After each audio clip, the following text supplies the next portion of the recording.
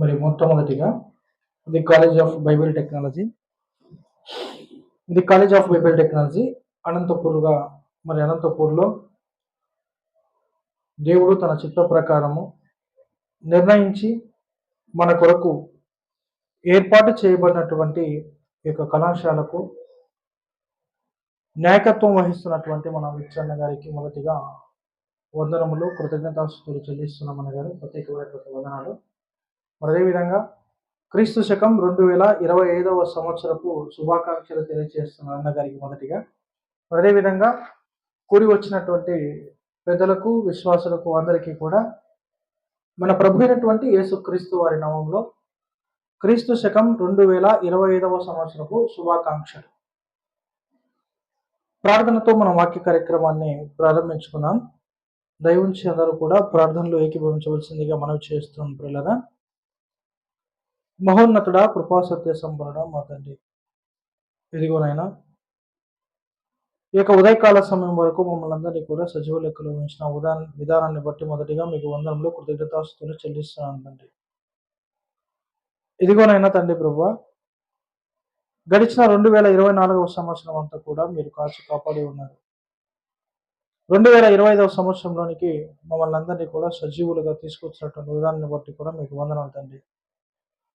24 సంవత్సరంలో మాదిరి కాకుండా 25 సంవత్సరంలో మన నూతన వరవడితో, నూతన హృదయముతో మీ యొక్క నూతనమైనటువంటి కార్యాలు జరిగించుటకు మరి యొక్క సంఘానికి మీరు కృపణ దయచేయమని ప్రాధేయపరుచున్నాను.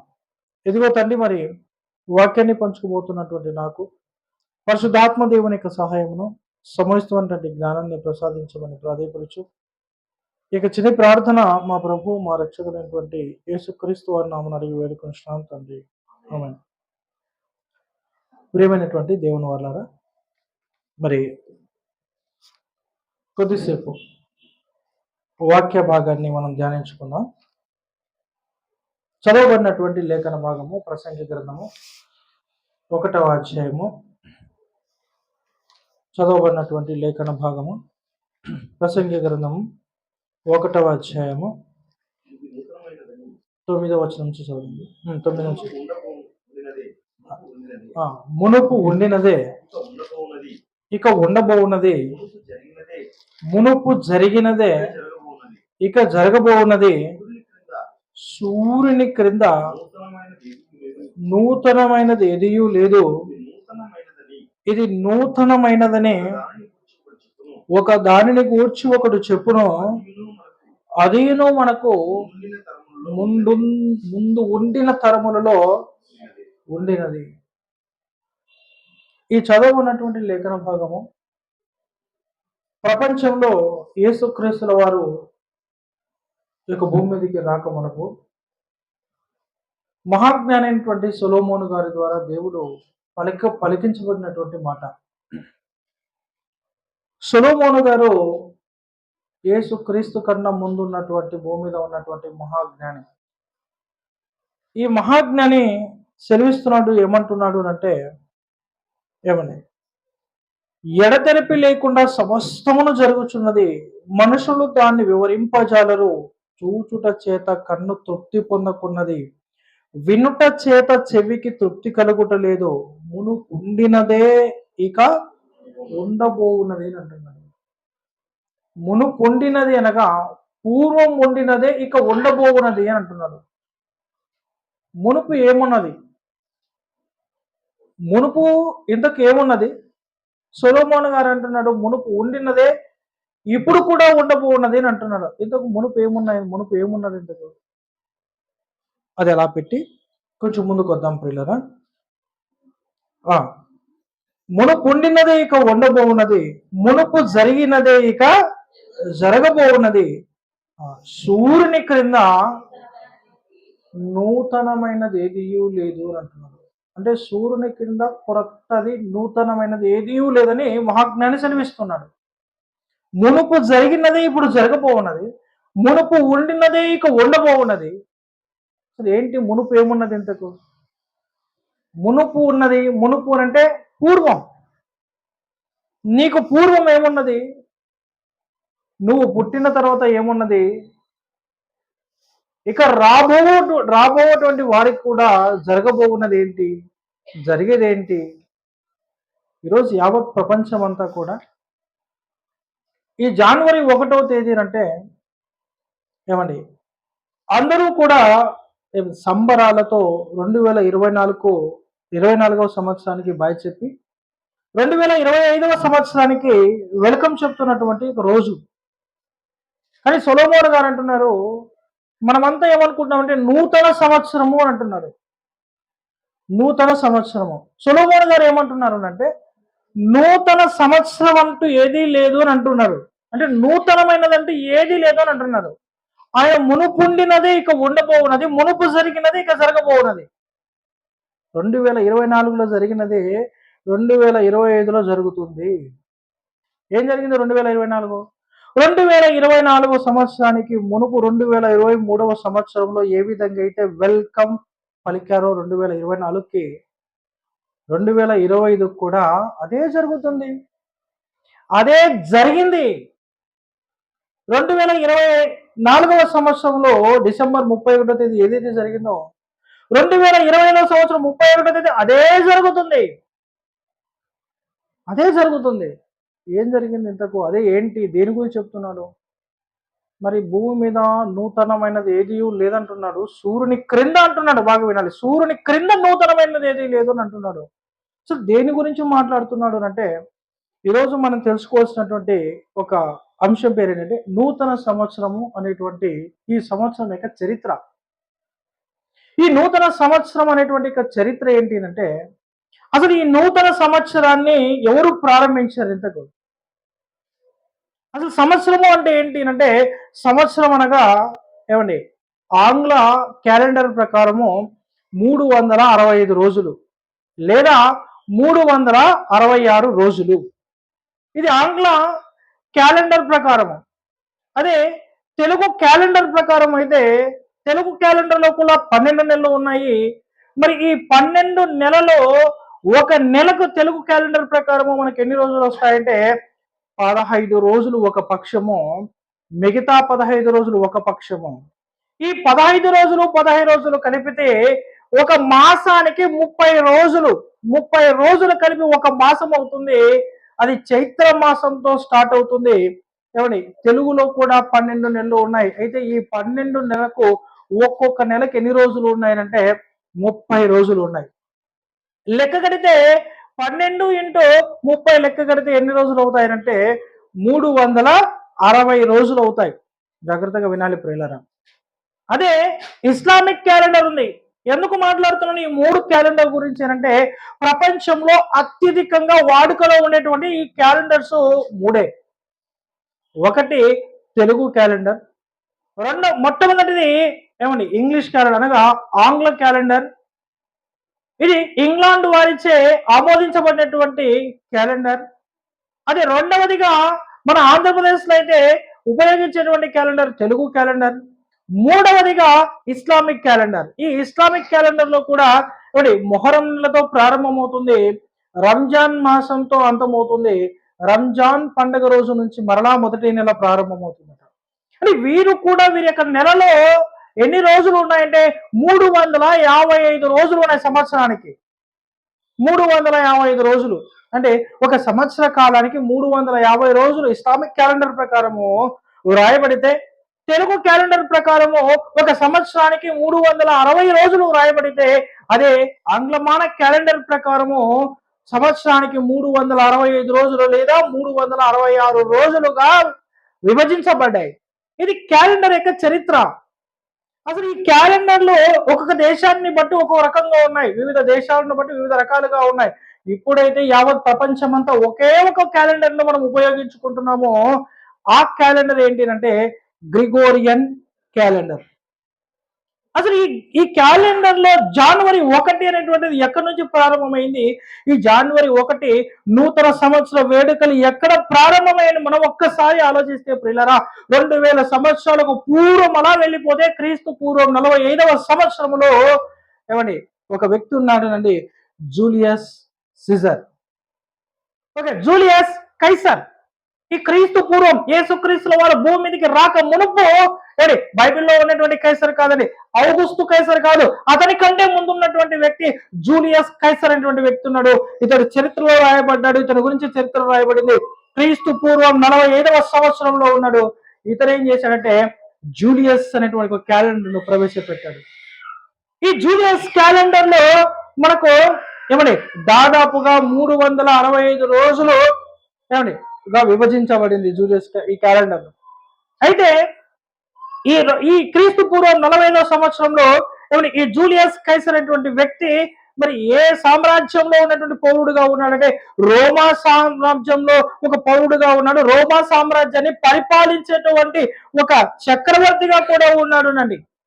ఈ రోమా సామ్రాజ్యంలో వారికి ప్రసిద్ధి చెందినటువంటి ఒక దేవత ఉండేది. ఆ దేవతకు 2 ముఖాలు కలిగినటువంటి ఒక దేవత ఉండేది. ఆ దేవతకు కలిగినటువంటి ఒక పేరే ఏంటిదంటే ఇప్పుడు జానస్. జానస్ అనేటువంటి ఒక దేవత ఉన్నది. ఆ దేవత 2 ముఖములుగా కలిగినటువంటి దేవత. ఆ రోజు రోమా సామ్రాజ్యంలో ఆ దేవతని ఏమని పిలిచేవారంటే ఇది ప్రారంభ దేవత అని పిలిచేవారు. ఏ విధంగా అయితే ఇక లోకంలో అనేక మంది రండి వారి వారి ఆచారాలను బట్టి ఒక దేవుణ్ణి ప్రారంభంగా ఉంచుకుంటున్నారో ఆ రోజు రోమియోలు కూడా ఏముంచుకున్నారంటే ఇదిగో జానస్ అనేటువంటి ఒక దేవతను అన్యులు ఈ రోమా సామ్రాజ్యంలో ఉన్నటువంటి అన్యులు ఏం చేస్తారంటే ఈ జానస్ అనేటువంటి దేవతను ఒక ప్రారంభ దేవతగా ఉంచుకున్నారు అండి. ప్రారంభ దేవతగా ఉంచుకున్నారు. ఆ జానస్ పేరు ఏమైందంటే జనవరి 1 అనేటువంటిది ప్రారంభమైంది. ఈ జనవరి 1గా జానస్ అనేటువంటి దేవత పేరు జనవరి మాసంగా దీన్ని మార్పు తీసుకుని వచ్చాడు. అది జనవరి 1గా ప్రారంభమైంది. ఇదే నూతన సంవత్సరంగా నూతన వరవడిగా తీసుకుని వచ్చాడు జూలియస్ కైసర్. ఈ రోమా సామ్రాజ్యం వెళ్ళిపోయిన తర్వాత అంటే క్రైస్తవ మతం అనేటువంటిది పెరిగిపోతూ వస్తుందని చరిత్రలో రాయబడింది. అయితే ఈ క్రైస్తవులు పరిపాలిస్తున్నటువంటి క్రైస్తవ రాజులు కొంతమంది ఏం చేశారంటే ఈ జనవరి 1 అనేటువంటిది నూతన సంవత్సరం అనేటువంటిది కాదు, మార్చి 25 అనేటువంటిది ఒక నూతన సంవత్సరం అని ఇంగ్లాండ్ వారు ఏం చేశారంటే ప్రొటెస్టెంట్ బైబిల్ కలిగినటువంటి ఇంగ్లాండ్ ప్రజలంతా కూడా అండి ఈ జనవరి 1ని మేము బహిష్కరిస్తున్నాము. ఇప్పుడు తెలుగుదేశంలో ఈ మధ్య కాలంలో జనవరి 1 వద్దు, మాకేమేమి ముద్దు అంటే ఉగాది ముద్దు అని అంటున్నారు. అని జనవరి 1 వద్దని ఎప్పటి నుంచో బహిష్కరించబడింది. దాన్ని మొట్టమొదటిగా బహిష్కరించిన వారు ఎవరున్నారంటే క్రైస్తవులే. ఒకనాటి క్రైస్తవులు ఇంగ్లాండ్ లో ఉన్నటువంటి ప్రొటెస్టెంట్ సంస్థకు చెందినటువంటి క్రైస్తవులు జనవరి 1ని బహిష్కరించారు. బహిష్కరించి ఇది నూతన సంవత్సరం కాదు, మనకు నూతన సంవత్సరం ఏంటి అంటే ఇదిగో మార్చి 25 అనేటువంటి ఒక నూతన సంవత్సరంగా వారు ఏం చేశారంటే దాన్ని ఏర్పరచుకున్నారు. దాన్ని ఏర్పరచుకోవడానికి ఇక్కడ కారణాలు ఏంటి అంటే ప్రియులారా, ఆ రోజు కన్య మరియ గర్భము ధరించినప్పుడు పరిశుద్ధాత్మ దేవుని ద్వారా గర్భము ధరించినప్పుడు దేవదూత వచ్చి ఆ మరియకు చెప్పబడినటువంటి రోజుగా మార్చి 25గా లెక్క కడుతున్నారు. ఎలా లెక్క కడుతున్నారంటే ప్రభు అయినటువంటి యేసుక్రీస్తుల వారు పుట్టినటువంటి తేదీకి అనుసంధానం చేస్తూ డిసెంబర్ 25 ఒకవేళ పుట్టితే మార్చి 25కు కరెక్ట్ గా 9 మాసాలు సరిపోతాయని మార్చి 25ను వాళ్ళు ఏం చేస్తారంటే 1752వ సంవత్సరం వరకు మార్చి 25ను వీరు నూతన సంవత్సరముగా కొనియాడారను, నూతన సంవత్సరంగా ప్రవేశపెట్టారు, నూతన సంవత్సర దినాలు జరుపుకున్నారు, నూతన సంవత్సరము వేడుకలు జరుపుకున్నారు. మరి ఈరోజు హ్యాపీ న్యూ ఇయర్ అంటున్నాము, నూతన సంవత్సర వేడుకలు అంటున్నాము, నూతన సంవత్సరం అంటున్నాము క్రైస్తవులుగా మనము కూడా. మరి ఒకప్పుడు క్రైస్తవులు చేసినటువంటి నూతన సంవత్సరం ఏదైనా ఉందనంటే అది మార్చి 25గా తీసుకున్నారట. మరి 1752వ సంవత్సరం వరకు మార్చి 25న నూతన సంవత్సరంగా తీసుకొని వచ్చారు. అయితే 1752వ సంవత్సరం తర్వాత United state of America UNO అనేటువంటిది ఒక చట్టం తీసుకొని వచ్చింది. ఈ ఇంగ్లాండ్ లో మీరు పరిపాలించేటువంటి మరి మీ దేశానికి ఒక క్యాలెండర్ ఉంటే ప్రపంచ దేశాల్లో మరొక క్యాలెండర్ ఉంటే సో ఈ పరిస్థితిని చాలా క్లిష్టతరంగా ఉంటుంది కనుక యావత్ ప్రపంచం అంతా కూడా ఒకే క్యాలెండర్ ఉండాలనేటువంటి ఒక ఉద్దేశంతో ఏం చేశారంటేనండి 1752 తర్వాత గ్రిగోరియన్ క్యాలెండర్ ప్రారంభమైంది. ఈ గ్రిగోరియన్ క్యాలెండర్ ప్రారంభించినటువంటి వ్యక్తి ఎవరంటే 13వ పోప్ గ్రిగోరియన్. అంటే రోమన్ అనేటువంటి నగరానికి 13వ పోప్ గా ఉన్నటువంటి ఒక గ్రిగోరియన్ అనేటువంటి వ్యక్తి ఈ గ్రిగోరియన్ క్యాలెండర్ లో తీసుకుని వచ్చాడు.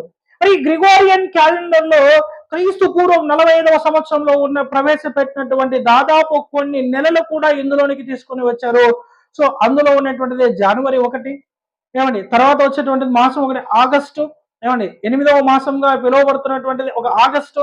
సో ఇలా వారి దేవతల పేర్లను చక్రవర్తుల పేర్లను మాసాలుగా తీసుకొని వస్తూ ఏం చేయాలంటే కాలానికి అనుగుణంగా క్యాలెండర్ ను అప్డేట్ చేస్తూ ఏం చేశారంటే గ్రిగోరియన్ క్యాలెండర్ ను తీసుకుని వచ్చారు.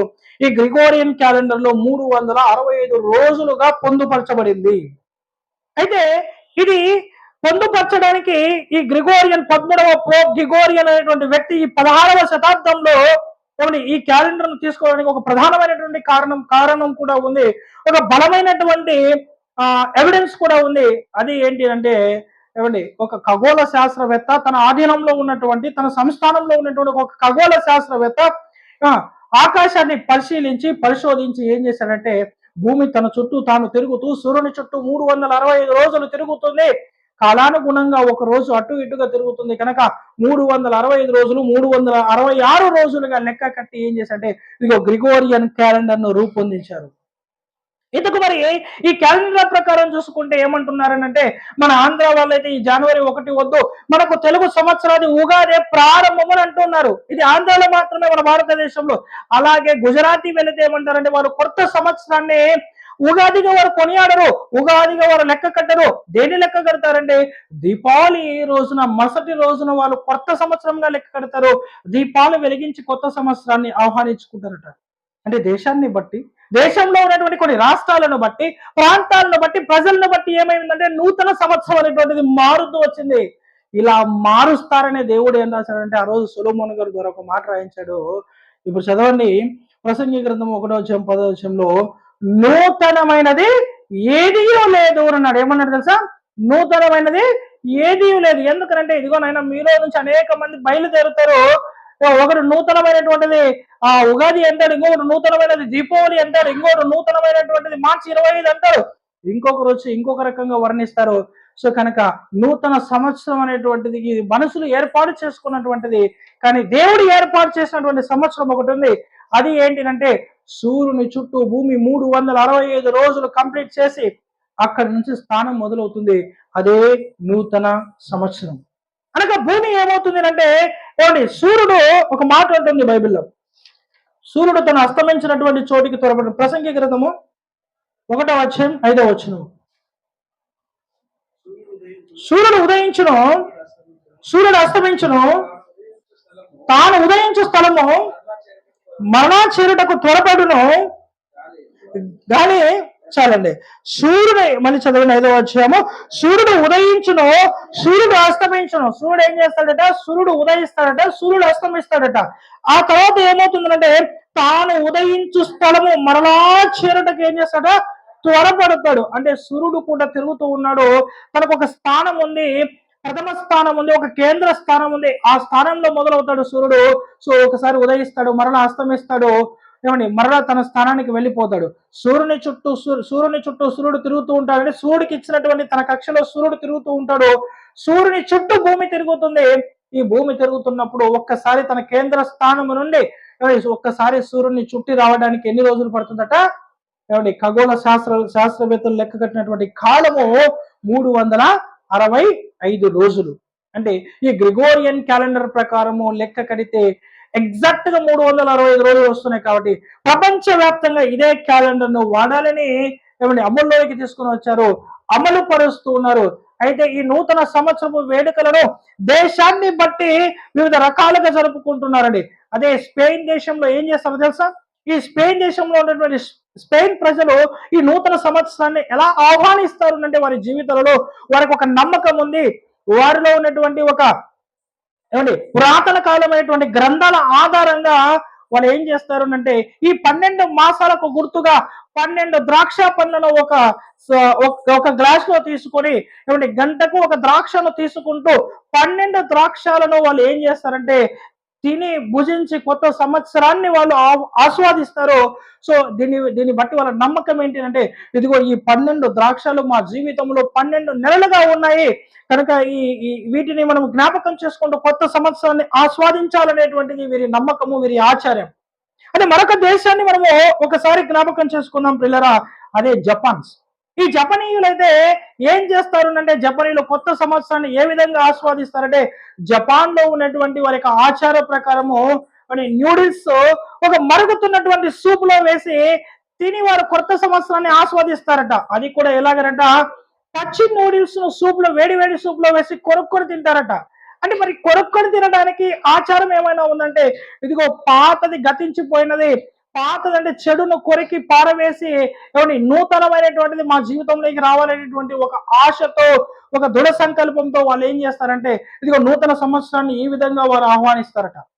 అదే క్రైస్తవ దేశం అనేటువంటి ఒక ఫిలిపీన్స్ దేశం కూడా నూతన సంవత్సరాన్ని ఏ విధంగా వాళ్ళు ఆహ్వానిస్తారంటే, ఆ దేశంలో వాళ్ళు ఏం చేస్తారంటే, ప్రతి వస్తువును ఈ జనవరి 1వ తేదీన ఒక గుండ్రని వస్తువుగా వాడతారట. దుస్తులు వేసుకున్న గుండ్రని దుస్తువులు, ఆ రోజు ఏ పలహారాలు తీసుకున్న గుండ్రని పలహారాలు, ఆ రోజు ఏ వంటకం వండినా కూడా అన్ని కూడా ఏ విధంగా ఉంటాయంటే, ఆకారం అంతా కూడా ఏ విధంగా ఉంటాయి, గుండ్రంగా ఉంటాయట. ఏంటి వారి యొక్క ఆచారం ఏంటి, వారి యొక్క ఆలోచన ఏంటి అంటే, ఇదిగో గుండ్రంగా అనేటువంటిది పరిపూర్ణానికి గుర్తు కనుక మనం పరిపూర్ణత వైపు కొనసాగాలి కనుక, సో దీన్ని బట్టి మేము కొత్త సంవత్సరాన్ని ఆస్వాదిస్తున్నాం అంటున్నారట. కనుక ప్రియులరా, దేశాన్ని బట్టి, ప్రాంతాన్ని బట్టి, ప్రజలను బట్టి ఈ కొత్త సంవత్సరం అనేటువంటిది ఉంటుంది. కనుకే ఆనాడు మహాజ్ఞాని సొలొమోను గారి ద్వారా రాయించాడు, నూతనమైనది ఏదీ లేదు. దేశాన్ని బట్టి మారిపోయింది, దేశంలో ఉన్నటువంటి రాష్ట్రాలను బట్టి మారిపోయింది, తమిళనాడును బట్టి మారిపోయింది, గుజరాత్ను బట్టి మారిపోయింది, ఆంధ్రను బట్టి మారిపోయింది నూతన సంవత్సరం అనేటువంటిది. ప్రియులరా, అందుకే ఇలాంటి వాటికి వివాదాలు ఉంటాయని ఆనాడు సొలొమోను గారు రాశారు. అసలు దేవుడు కూడా ఈ నూతన సంవత్సరము ఇక ఆరాధనలో మీకు చెప్పబడేటువంటి ఒక వచనాన్ని చూసి నేను ముగిస్తాను ప్రియులరా. అద్భుతమైనటువంటి వచనము, మనకు ఉండవలసినటువంటి మన జీవితంలో ఉండవలసినటువంటి ఒకటి, కీర్తనల గ్రంథము 51వ అధ్యాయము 10వ వచనం ప్రియులరా. కీర్తనల గ్రంథము 51వ అధ్యాయం 10వ వచనం. దేవా దేవా నా యందు శుద్ధాహృదయమును కలగజేయము. దావీదు గారు అంటున్నారు, దావీదు గారు ప్రార్థన చేస్తున్నారు, దేవునికి ప్రార్థన చేస్తూ ఏమంటున్నాడంటే, దేవా నా యందు శుద్ధాహృదయమును కలగజేయను అంటే పాట రూపంలో దేవునికి ఏమండి ప్రార్థన చేస్తున్నాడు అంటే పాట రూపంలో దేవునికి తెలియజేస్తున్నాడు, దేవా నా యందు శుద్ధాహృదయమును కలగజేయమని అంటున్నాడు. అంటూ కిందనే ఉంటున్నాడు, స్థిరమైన నా అంతరంగములో స్థిరమైన మనస్సును నూతనముగా పుట్టించును. ఇక్కడ ఆగండి, ఇందులో చాలా విషయం ఉంది మనకు. సో దావీదు గారు ఏమంటున్నారంటేనండి, శుద్ధాహృదయమును కలగజేయము అని అంటున్నాడు. దావీదు గారి యొక్క ప్రార్థనలో కానీ, దావీదు గారు దేవుడి మీద ఉంచినటువంటి ప్రేమ కానివ్వండి, చాలా అద్భుతమైనటువంటిది అండి. ఎవరైనా ఈరోజు క్రైస్తవులు ప్రార్థన చేసేటప్పుడు నాకు శుద్ధాహృదయమును కలగజేయమని ఎవరైనా ప్రార్థిస్తున్నారో ఒకసారి మనం ఆలోచించాలి. అదే విధంగా అంటున్నాడు, స్థిరమైన మనసును నూతనముగా పుట్టించును అంటున్నాడు. ఎందుకంటున్నాడంటే, ఇదిగో మన హృదయం అనేటువంటిది బహు ఘోరమైనటువంటి వ్యాధి కలిగినటువంటిదని మనందరికీ తెలుసు ప్రియులరా. అయితే ఆ హృదయాన్ని శుద్ధపరచమంటున్నాడు. శుద్ధపరుస్తూ కింద అంటున్నాడు, స్థిరమైన మనస్సును. ఏంటంటే మనసు అనేటువంటిది ఏ విధంగా ఉండాలట, స్థిరమైనదిగా ఉండాలట. మనిషి యొక్క మనసు అస్థిరమైనటువంటిది ఒక కవి నిర్వచనం ఇచ్చాడండి. అవును, మనిషి యొక్క మనసు ఎలాగుంది నేడు అస్థిరమైనటువంటిదిగానే కనబడుతుంది. అనేక మంది క్రైస్తవుల్లో కూడా ఈ మధ్య కాలంలో వారి యొక్క మనసులు ఏ విధంగా ఉన్నాయంటే అస్థిరమైనటువంటిదిగా కనబడుతుంది, స్థిరమైనటువంటి మనసు లేనిగా కనబడుతుంది. అయితే క్రైస్తవులకు ఉండవలసినటువంటి మనస్సు ఏంటి అంటే, ఇదిగో స్థిరమైనటువంటి మనస్సు. స్థిరమైనది అంటే కదల్చబడినటువంటిది, ఎన్నటికీ దాన్ని ఎవ్వరూ కూడా తీసి అలా పక్కకు కదల్చనటువంటి దాన్ని ఏమంటారంటే స్థిరమైనదిగా అంటారు. కనుక దేవుని ప్రార్థిస్తున్న దావీదు గారు ఏమంటారంటే, స్థిరమైన మనస్సును ఎలా పుట్టించాలట, నూతనమైనదిగా పుట్టించమని సెలవిస్తున్నాడు. కనుక ప్రియులరా, మనము కూడా ఈ 2025వ సంవత్సరంలో దేవుణ్ణి ప్రార్థించవలసినటువంటి అంశం ఏదైనా ఉందంటే, ఇదిగో దేవా మా యొక్క మనసును నూతనముగా పుట్టించమని అడగాలి. మరొక వచనాన్ని చూసి ముగించుకుందాం. యెహెజ్కేలు గ్రంథము 18వ అధ్యాయం 31వ వచనం ప్రియులరా. 18వ అధ్యాయం 31వ వచనం. మీరు జరిగించిన అక్రమ క్రియలన్నిటినీ విడిచి నూతన హృదయమును నూతన బుద్ధియు తెచ్చుకోనండి. ఈ తండ్రి అయినటువంటి దేవుడు యెహోవా దేవుడు ఏమంటున్నాడంటే ఇశ్రాయేలుకు ఒక మాట చెప్తున్నాడు. ఇక్కడ ఏమంటున్నాడంటే, ఇదిగో మీరు గతించిన కాలంలో చేశారు కదా, ఈ అక్రమ క్రియలన్నిటినీ మీరు విసర్జించండి. విసర్జించి ఏం చేయాలట? నూతనమైనటువంటి హృదయమును నూతనమైనటువంటి హృదయాన్ని మీరు పొందండి అంటున్నాడు. అంటే 2024 సంవత్సరంలో మనం ఏమైతే చేశామో 2025 సంవత్సరంలో అవి చేయకూడదు. 2024 సంవత్సరంలో దేవుని యొక్క క్రియలను మనం ఏవైతే విసర్జించామో 2025 సంవత్సరంలో దేవుని యొక్క క్రియలను మనము నూతన క్రియలను చేయడానికి సిద్ధంగా ఉండాలి. 2024 సంవత్సరంలో మన హృదయం ఏ విధంగా అయితే ఉందో 2025 సంవత్సరంలో ఇంకా నూతన పరచమని, ఇంకా శుద్ధపరచమని మనం ప్రార్థన చేయాలి. అంటే సంవత్సరం మారిపోతూ ఉంది, సంవత్సరాలు మారుతూ ఉన్నాయి, రోజులు మారుతూ ఉన్నాయి, క్యాలెండర్లు మారిపోతున్నాయి. కానీ క్రైస్తవుని యొక్క హృదయం అనేటువంటిది మారడం లేదు. క్రైస్తవుని యొక్క హృదయం మార్పు చెందడం లేదు. ఎన్ని వాక్యాలు విన్నా, ఎంత జ్ఞానం నేర్చుకున్నా క్రైస్తవుని హృదయం ఎలాగైపోయిందంటే, దేవుడు అంటాడు రాతి గుండెనిది, నీ రాతి గుండె అని ఒక మాట అంటే క్రైస్తవుని యొక్క హృదయం ఏ విధంగా అయిపోతుందంటే, ఎంత వాక్యం విన్నా దేవుడి హృదయంలోనికి వచ్చినా ఎలాగుండిపోయిందంట, రాతి గుండెలా ఉందట. మనిషి యొక్క హృదయం మాంసపు గుండె దేవుడు ఇస్తే మనం ఏం చేసాం తెలుసా, దాన్ని రాతి గుండెగా మార్చేసామట. ఈ రాతి గుండెగా మార్చినటువంటి నీ హృదయాన్ని అనగా నీ గుండెని ఏం చేయాలంటున్నాడు అంటే దేవుడు మాంసపు గుండెగా మార్చమంటున్నాడు. అదే నూతనమైనటువంటిది. 2024 సంవత్సరం నువ్వు ఏం చేస్తావో వాటిని అన్నిటిని విసర్జించాలి. అక్రమ క్రియలన్నిటిని విసర్జించాలి. 2025 సంవత్సరంలో నువ్వు నూతన పరచబడాలి. దేన్ని నూతన పరచుకోవాలంటే హృదయాన్ని నూతన పరచుకోవాలి. 2024 సంవత్సరం ఏం చేసామో మనం ఒక పేపర్ తీసుకొని రాసుకోవాలి. తప్పులు ఏం చేసామో, పాపం ఏం చేసామో రాసుకోవాలి. 2025 సంవత్సరంలో అలాంటి పాపాలు మరలా తిరిగి చేయకూడదు. అలాగని 2020 సంవత్సరంలో కొత్త పాపాలు చేసి 2026 సంవత్సరంలోని ఇంకొక పాపాలు చేసి ఇలా ఈ పాపం వెళ్ళిపోయిందని అని మాత్రం మనం రాసుకోకూడదు. ఒకటే, ఇక మీదట నువ్వు బాప్తిసం తీసుకొని నూతన సృష్టిని నువ్వు పుట్టావు, క్రీస్తునందు నీకు నూతన జన్మ వచ్చింది. ఏమండి, అప్పుడే నీకు నూతనత్వాన్ని దేవుడు, నూతన స్వభావాన్ని, నవీన స్వభావాన్ని నీకు ఇచ్చాడు. అయితే మరలా తిరిగి మనము ఎక్కడికి వెళ్ళిపోకూడదునంటేనండి, ఏమండి, పురాతనమైనటువంటి జీవితంలోనికి, పురాతనమైనటువంటి స్వభావంలోనికి వెళ్ళిపోక ఈ 2025 సంవత్సరంలోనైనా సంపూర్ణ పరిశుద్ధతలోనికి వెళ్ళిపోవాలి. 24లో చేసినటువంటివి మరలా తిరిగి 25లో చేయకుండా, 25వ సంవత్సరంలో ఏ పాపము చేయకుండా సంపూర్ణత వైపు అడుగులు వేయాలని దేవుడు ఈ 2025 సంవత్సరాన్ని మనకి ఇచ్చాడు.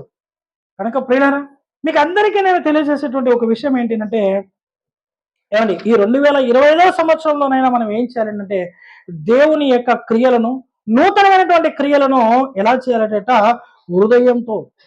అందుకే ఏమంటారంటే పరిపూర్ణమైనటువంటి హృదయము.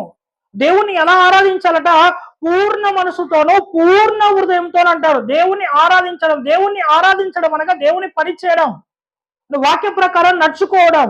కనుక మనం దేవుణ్ణి పని చేసేటువంటి యొక్క పనిలో అనగా దేవుని పనులుగా క్రీస్తు సువార్త కావచ్చు, లేదా మనము పెట్టించేటువంటి సభలు కావచ్చు, లేదా ఇతరులకు పంచేటువంటి వాక్యమైనా కావచ్చు, ఏదైనా కావచ్చు, ఎలా చేయాలట, ఎలాంటి హృదయంతో చేయాలట, పూర్ణ హృదయంతో చేయాలట. అందుకే దేవుడు దేన్ని నూతన పరచుకోమంటున్నాడంటే ప్రతి సంవత్సరం నీ హృదయాన్ని నూతన పరచుకోమంటున్నాడు. సంవత్సరం పెరిగే కొద్దీ, రోజు మారే కొద్దీ, ఏమంటే అభివృద్ధి చెందే కొద్దీ నువ్వేం చేయాలి అంటే అప్డేట్ కావాలి. సెల్ ఫోన్ ఏ విధంగా అయితేనండి మీరు 15 రోజులకు ఒకసారి, నెలకు ఒకసారి కంపెనీ వాడు ఏం చేస్తున్నాడంటే న్యూ అప్డేట్ వర్షన్ అని పంపిస్తాడు. న్యూ అప్డేట్ వర్షన్ నువ్వు అప్డేట్ చేసుకుంటేనే నీ మొబైల్లో ముందుకెళ్తుంది, లేదా నీ మొబైల్ ఏమవుతుందంటే స్టక్ అయిపోతుంది. అందులో ఉన్నటువంటి యాప్స్ అన్ని కూడా పనిచేయక స్లో అయిపోతాయి, మందగించిపోతాయి. ఒకనొక రోజు నీ సెల్ ఫోన్ పని చేయకుండా పోతుంది. అలాగే మనము కూడా ఏం చేయాలంటే అప్డేట్ కావాలి. న్యూ వర్షన్ డౌన్లోడ్ అనాలి, డౌన్లోడ్ చేయాలి న్యూ వర్షన్. ఆ న్యూ వర్షన్ డౌన్లోడ్ చేసుకుని మనం అప్డేట్ చేసుకోవాలి. అందుకే పౌలు గారు అంటారు దినము ఏం చేయాలట, అప్డేట్. రోజు ఎవ్రీడే అప్డేట్. సెల్ ఫోన్ 15 రోజులకోసారో నెలకోసారి అప్డేట్ అవుతుంది, కానీ మనం ఎలా అప్డేట్ కావాలట, day by day, everyday update కావాలి. అప్డేట్ కావడానికి వర్షన్ ఎక్కడ ఉందంటే ఒకటే 66 వర్షన్ ఉంది. ఏమండి, new version the Bible 66 version. ఇది వాడు ఇస్తుంటాడు ఆండ్రాయిడ్ వర్షన్స్ అని. Okay, Bible is the 66 version. ఇక 76, 82 వర్షన్స్ ఇవన్నీ అక్కర్లేదు, ఎందుకంటే అంతా కూడా ఇందులోనే ఉన్నాయి, సాఫ్ట్వేర్లన్నీ కూడా. కాబట్టి మనం ఏం చేయాలంటే ఇప్పుడు మాల్వేర్ను తొలగించడానికి ఈ సాఫ్ట్వేర్లు అనేటువంటి పటిష్టమైనటువంటి సాఫ్ట్వేర్ మనకు ఉండాలి. ఆ పటిష్టమైనటువంటి సాఫ్ట్వేర్ మన హృదయంలో ఉంటే అనేక రకాలైనటువంటి మాల్వేర్లు ఎంటర్ అయినా ఏమవుతుందంటే ఆపగలుగుతుంది. ఏమండి, నేడు ఈ మధ్య కాలంలో పోలీస్ వ్యవస్థ భయపడిపోతుంది, ప్రభుత్వ వ్యవస్థ భయపడిపోతుంది. దేనికో తెలుసా? మాల్వేర్ దొంగలు ఎక్కువైపోయారట. ఒకప్పుడు దొంగతనం చేసేవాడు ఏం చేసేవాడంటే, ఒక ఇంటిని వచ్చి చుట్టుముట్టి, ఏమండి, ఒక 5 రోజులు లేదా ఒక వారం రోజులు ఏం చేసేవాడట, రెక్కి నిర్వహించేవాడు. అన్ని గమనించి వెళ్ళేవాడు. వాళ్ళు ఎప్పుడు ఊరికి వెళ్తారు, వాళ్ళు ఎప్పుడు లేస్తారు, వాళ్ళు ఎప్పుడు బయటికి వెళ్ళిపోతారు, ఏ సమయంలో వెళ్ళిపోతారని అన్ని పరిశీలించి పరిశోధించి ఒకానొక రోజు నువ్వు లేనిటువంటి సందర్భంలో ఏమండి ఇంట్లో పడి దోచుకొని వెళ్ళిపోయేవాడు దొంగ. లేదా నువ్వు వెళ్తున్నప్పుడు దారి మధ్యలో ఏమండి నిన్ను గమనించి, నిన్ను పరిశీలించి నీలో నుంచి లాక్కొని వెళ్ళిపోయేవారు. లేదా నువ్వు వెళ్తున్నప్పుడు ధనాన్ని తీసుకొని వెళ్తున్నప్పుడు ఏమండి ప్రతిరోజు నిన్ను వాకప్ చేస్తాడు, రోజు నిన్ను చూస్తాడు, పరిశీలిస్తాడు. ఒకానొక రోజు నువ్వు ధనాన్ని తీసుకు వెళ్తున్నప్పుడు నిన్ను కొట్టి లాగి తీసుకుని వెళ్ళిపోతాడు దొంగ. కానీ ఇప్పుడు దొంగ వాళ్ళు కూడా ఏం చేశారు తెలుసా? అప్డేట్ అయిపోయారు. న్యూ వర్షన్ ఎలా అప్డేట్ అయిపోయారు తెలుసా? విచిత్రమైనటువంటి సంఘటన ఏంటంటే, ఏమండి బ్యాంక్ వాళ్ళు ఒక స్టేట్మెంట్ ఇస్తుంటారు, బ్యాంకులో రాస్తుంటారు, మీరు ఎవరిని నమ్మకండి, సోషల్ మీడియాలో వచ్చేటువంటి ఏ లింకులను మీరు క్లిక్ చేయొద్దండి, ఎవరికి మీరు ఓటీపీలు షేర్ చేయొద్దండి, ఎవరికి మీరు మీ యొక్క బయోడేటాని ఇవ్వకండి అని అంటుంటారు. అలా చెప్తున్నటువంటి ఒక బ్యాంక్ మేనేజర్ ఏం చేశాడంటే, ఒకనొక రోజు అందరికీ చెప్పి ఒక రోజు ఒక ఓటీపీ వచ్చింది. ఎక్కడి నుంచి వచ్చిందో తెలుసా? బ్యాంక్ హై అథారిటీ నుంచి వచ్చింది ఓటీపీ. హై అథారిటీ నుంచి ఒక లింక్ వచ్చింది. ఏమన్నారంటే, నేను ఏమండి హై అథారిటీ నుంచి కాల్ చేస్తున్నాను, ఈ రోజు బ్యాంక్ లో ఉన్నటువంటి సాఫ్ట్వేర్ అంతా నేను అప్డేట్ చేయాలని అన్నాడు. రైట్, అప్డేట్ చేయడానికి మీకు ఒక లింక్ వస్తుంది, ఆ లింక్ ని క్లిక్ చేయమన్నాడు. లింక్ క్లిక్ చేశాడు, ఓటీపీలు చెప్పమన్నాడు, ఓటీపీలు చెప్పాడు. బ్యాంకులో ఉన్న కోట్లన్నీ స్వాహా చేసేసాడు. చూసారా? దొంగ ఎక్కడో మూలన కూర్చొని బ్యాంకునే కొల్లగొట్టాడు. ఒకప్పుడు బ్యాంకుని కొల్లగొట్టాలంటే దొంగ ఏం చేసేవాడంటే, బ్యాంకుని ఒక నెల రోజుల దాకా దాన్ని రెక్కి నిర్వహించి, ఎవరు వస్తున్నారు, ఎవరు పోతున్నారు, సెక్యూరిటీ ఎలా ఉన్నారు, కెమెరాలు ఎక్కడ ఉన్నాయి, అన్నిటిని పసిగట్టి ఏమంటే ఎవరు కనుక్కోకుండా నల్లటి ముసుగులు ధరించి ఏమంటే గన్ను చేత పట్టి లోపలికి వచ్చి హ్యాండ్స్ అప్ అని వారి డబ్బును తీసుకుని వెళ్ళి, ఈ లోపు పోలీసులు అరెస్ట్ చేస్తే అప్డేట్ అయిపోయాడు దొంగ. ఎలా అప్డేట్ అయిపోయాడు తెలుసా? ఎక్కడో మూల కూర్చుంటున్నాడు, ఏంటి మూల కూర్చొని చేసి బ్యాంకులను సైతం కొల్లగొట్టేస్తున్నాడు. అప్డేట్ అయిపోయింది. పాపమైనటువంటిది అప్డేట్ అవుతుంది. అంటే అపవాది ఏ రూపంలో వస్తాడో తెలియదు, నీ హృదయాన్ని ఏ విధంగా అటాక్ చేస్తాడో తెలియదు. ఎవరీ డే వాడు డెవలప్ అవుతున్నాడు. సో ఆ డెవలప్ అవుతున్న దాన్ని మనం తట్టుకోగలగాలి అంటే ఎవరీ డే నువ్వు ఏం చదవాలి తెలుసా? బైబిల్. రోజు బైబిల్ చదవాలి. ప్రతిరోజు నువ్వు అప్డేట్ చేసుకోవాలి వర్షన్. లేకపోతే మాల్వేర్ను నీ హృదయంలో దుంచుతాడు. ఎక్కడి నుంచి వస్తుందో తెలియదు, ఏ రూపంలో వస్తుందో తెలియదు. మనం అనుకుంటాము, లేదండి మేము రోజు చదువుతున్నాము, మేము రోజు అనేక వాక్యాలు వింటున్నాము, మేము రోజు అనేక వాక్యాలు చెప్తున్నాము, మేము పడిపోమనుకుంటే పొరపాటు. మోషే గారిని పడగొట్టింది, ఏలియా గారిని పడగొట్టింది. ప్రకటన గ్రంథంలో నుండి 2 సాక్షులను సైతం అది గెలిచింది ఒకనొక సందర్భంలో. కనుక నువ్వెంత, మనం ఎంత, నేనెంత. కనుక ప్రియులారా, మనల్ని పడగొట్టడానికి ఎల్లప్పుడూ సిద్ధంగా ఉంది, దాని పథకాలు రచిస్తుంది. ఈరోజు దొంగ ఏ విధంగా అయితే అప్డేట్ అవుతున్నాడో, అపవాది కూడా డే బై డే అప్డేట్ అవుతుంది. ఏ రూపంలోనైనా నీ హృదయాన్ని అది ప్రేరేపించి నేను పడగొట్టేటువంటి ఛాన్స్ ఉంది. కనుక ఏం చేయాలని, నువ్వు ఇప్పుడు డైలీ ఎవరీ డే నీ హృదయాన్ని నూతన పరుచుకోవాలి. ఇదే నూతనత్వం. ఈ 25వ సంవత్సరంలో హృదయాన్ని నూతన పరుచుకోవాలని మరి తెలియజేస్తూ, ఈ సమయాన్ని ఇచ్చినటువంటి మరి విక్టరన్న గారికి మరి దేవాది దేవునికి వందనాలు తెలియజేస్తున్నాను. ప్రార్థించుకుందామండి. మహోన్నతుడా, కృపా సత్య సంపూర్ణ మా తండ్రి, ఇదిగోనైనా తండ్రి ప్రభువా, ఈ 2025 సంవత్సరంలో మేము అప్డేట్ చేసుకోవాల్సినటువంటి విషయం మరి క్లుప్తంగా కొంతవరకు వివరించాను తండ్రి. మరి తండ్రి, విన్నటువంటి వారు తండ్రి మరి వాక్యం నిష్ప్రయోజనం కాకుండా ఈ వాక్యము వారి ఉదయంలో నిలుచుకొని వాక్య ప్రకారం జీవించేటువంటి కృపను విన్న నా సహోదరులు ప్రతి ఒక్కరికి మీరు దయచేస్తారు మనం ప్రాధిపరచు. ఇది 2025 సంవత్సరం ఉచితంగా అనుగ్రహించినటువంటి విధానాన్ని బట్టి మీకు కూడా వందనాలు, కృతజ్ఞతాస్తులు తెలియజేసుకుంటూ తండ్రి ఈ చిన్ని ప్రార్థన మా ప్రభు మా రక్షకుడైనటువంటి క్రీస్తునామమున వేడుకొంచున్నాను తండ్రి. ఈ కార్యక్రమానికి చేరువచ్చిన మరి దైవజనులు జోసఫ్ గారికి, అదేవిధంగా మనోహర్ గారికి, మరి మరొక లెక్చరర్ సుధాకర్ గారికి, చేరువచ్చిన సంఘానికి అంతటి కూడా మన ప్రభు రక్షకుడైన యేసుక్రీస్తునామమున వందనాలు. ప్రియమైన దేవుని వారలారా, మరి ఈ నూతన సంవత్సరంలో మరి నూతన ఆరాధనలో మరి మంచి మాటలను, ప్రశస్తమైన మాటలను మనం విందాం. అంతకంటే ముందుగా ప్రార్థన చేసుకుందాం. దయగలిగిన మా తండ్రి, మీకు వందనాలు, స్తుతులు, స్తోత్రాలు తండ్రి. మరి ఎన్నో సంవత్సరాలుగా తండ్రి మనల్ని కాచి కాపాడుతూ వస్తూ ఉన్నారు. అదేవిధంగా మరొక సంవత్సరాన్ని తండ్రి మాకు దయాకిరీటంగా ఇచ్చిన విధానం బట్టి వందనాలు చెల్లిస్తున్నాం తండ్రి.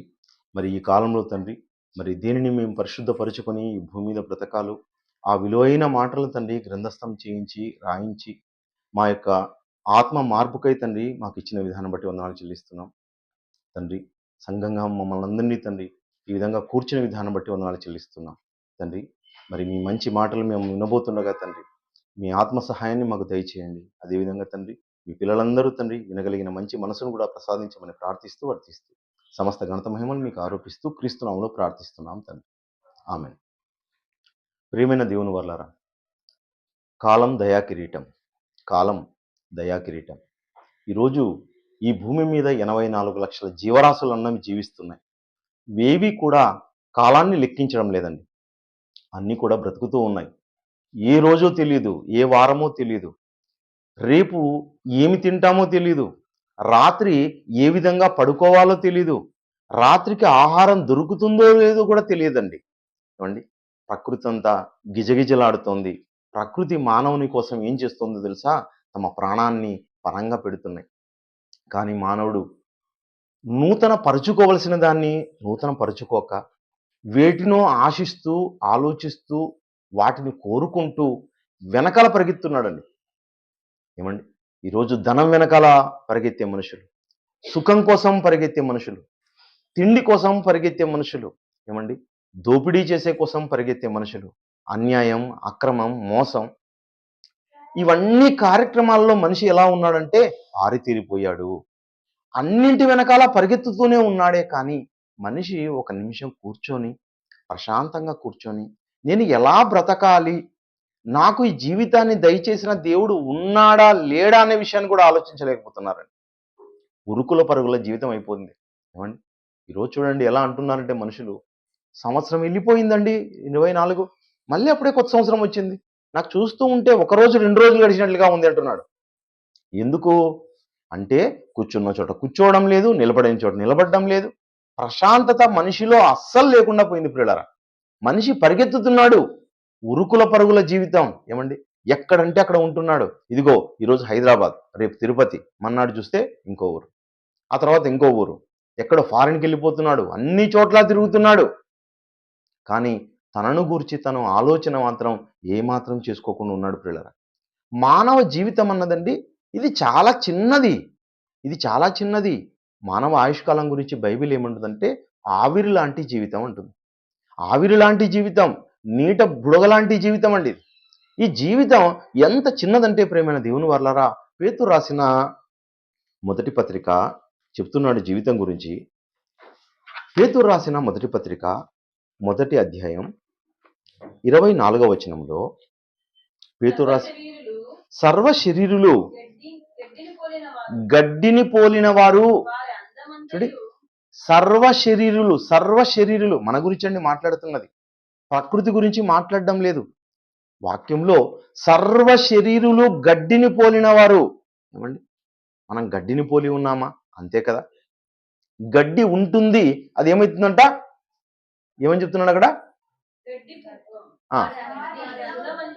వారి అందమంతయు గడ్డి పువ్వు వలె ఉన్నది, గడ్డి ఎండును దాని పువ్వు రాలను. గడ్డి ఎండును దాని పువ్వు రాలను. అంటే గడ్డి ఏ విధంగా అయితే పచ్చగా కనబడుతున్నప్పుడు చాలా అందంగా కనిపిస్తుందో, అండి మనకు అన్ని రంగులకైనా పచ్చ రంగు అంటే చాలా ఇష్టం అండి. ప్రకృతి అంటే మనకు చాలా ఇష్టం. వరి వేసినప్పుడు చూడండి దాన్ని ఎలా ఆనందిస్తామో. మీరు చూసారో లేదో, ఒక 10 కిలోమీటర్ల వరకు కూడా పచ్చటి పైరు ఉందనుకోండి, మన యొక్క మనసు చాలా ఆహ్లాదంగా అవుతుందండి. పచ్చటి మొక్కల్ని చూస్తే మన కను దృష్టి కూడా చాలా బాగుంటుందండి. ఏమండి, ప్రతి వాళ్ళు కూడా ఏం పెంచుతారంటే గార్డెనింగ్ అనేది పెంచుతారండి. బెంగళూరుకి మహానగరానికి గార్డెన్ సిటీ అని పేరుందంట.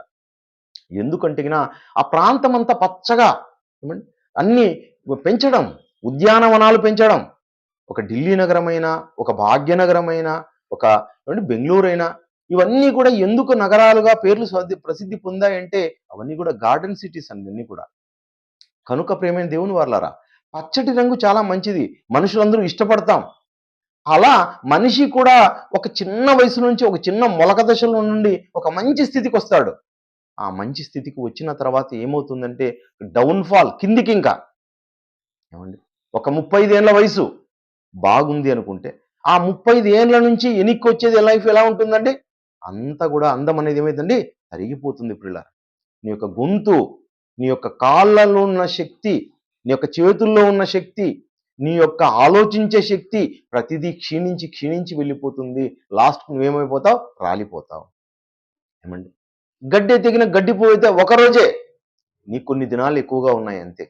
కానీ అవి కూడా గ్యారెంటీ అన్నది ఉందా? లేదు ప్రియులారా. కానీ మనిషి వేటి కోసమో ప్రయాసపడుతున్నాడు. ఎక్కడెక్కడో మార్పు పొందాలనుకుంటున్నాడు. కానీ ఎక్కడ మార్పు పొందాలంట? ఎవరిలో వారే మార్పు పొందాలంట. సూర్యుని కింద నూతనమైనది ఏదీ లేదు. ఏమండి? ఇందాక చదువుబడిన వాక్య భాగం మరి సహోదరులు మరి లెక్చరర్ గారు వైస్ ప్రిన్సిపల్ గారు అందించిన వాక్య భాగాన్ని నేను కూడా అందిస్తున్నాను. ప్రసంగి గ్రంథము 1వ అధ్యాయము 9వ వచనములో, మునుపు ఉండినదే ఇక ఉండబోవునది, మునుపు జరిగినదే ఇక జరగబోవునది, సూర్యుని క్రింద నూతనమైనది ఏదీ లేదు.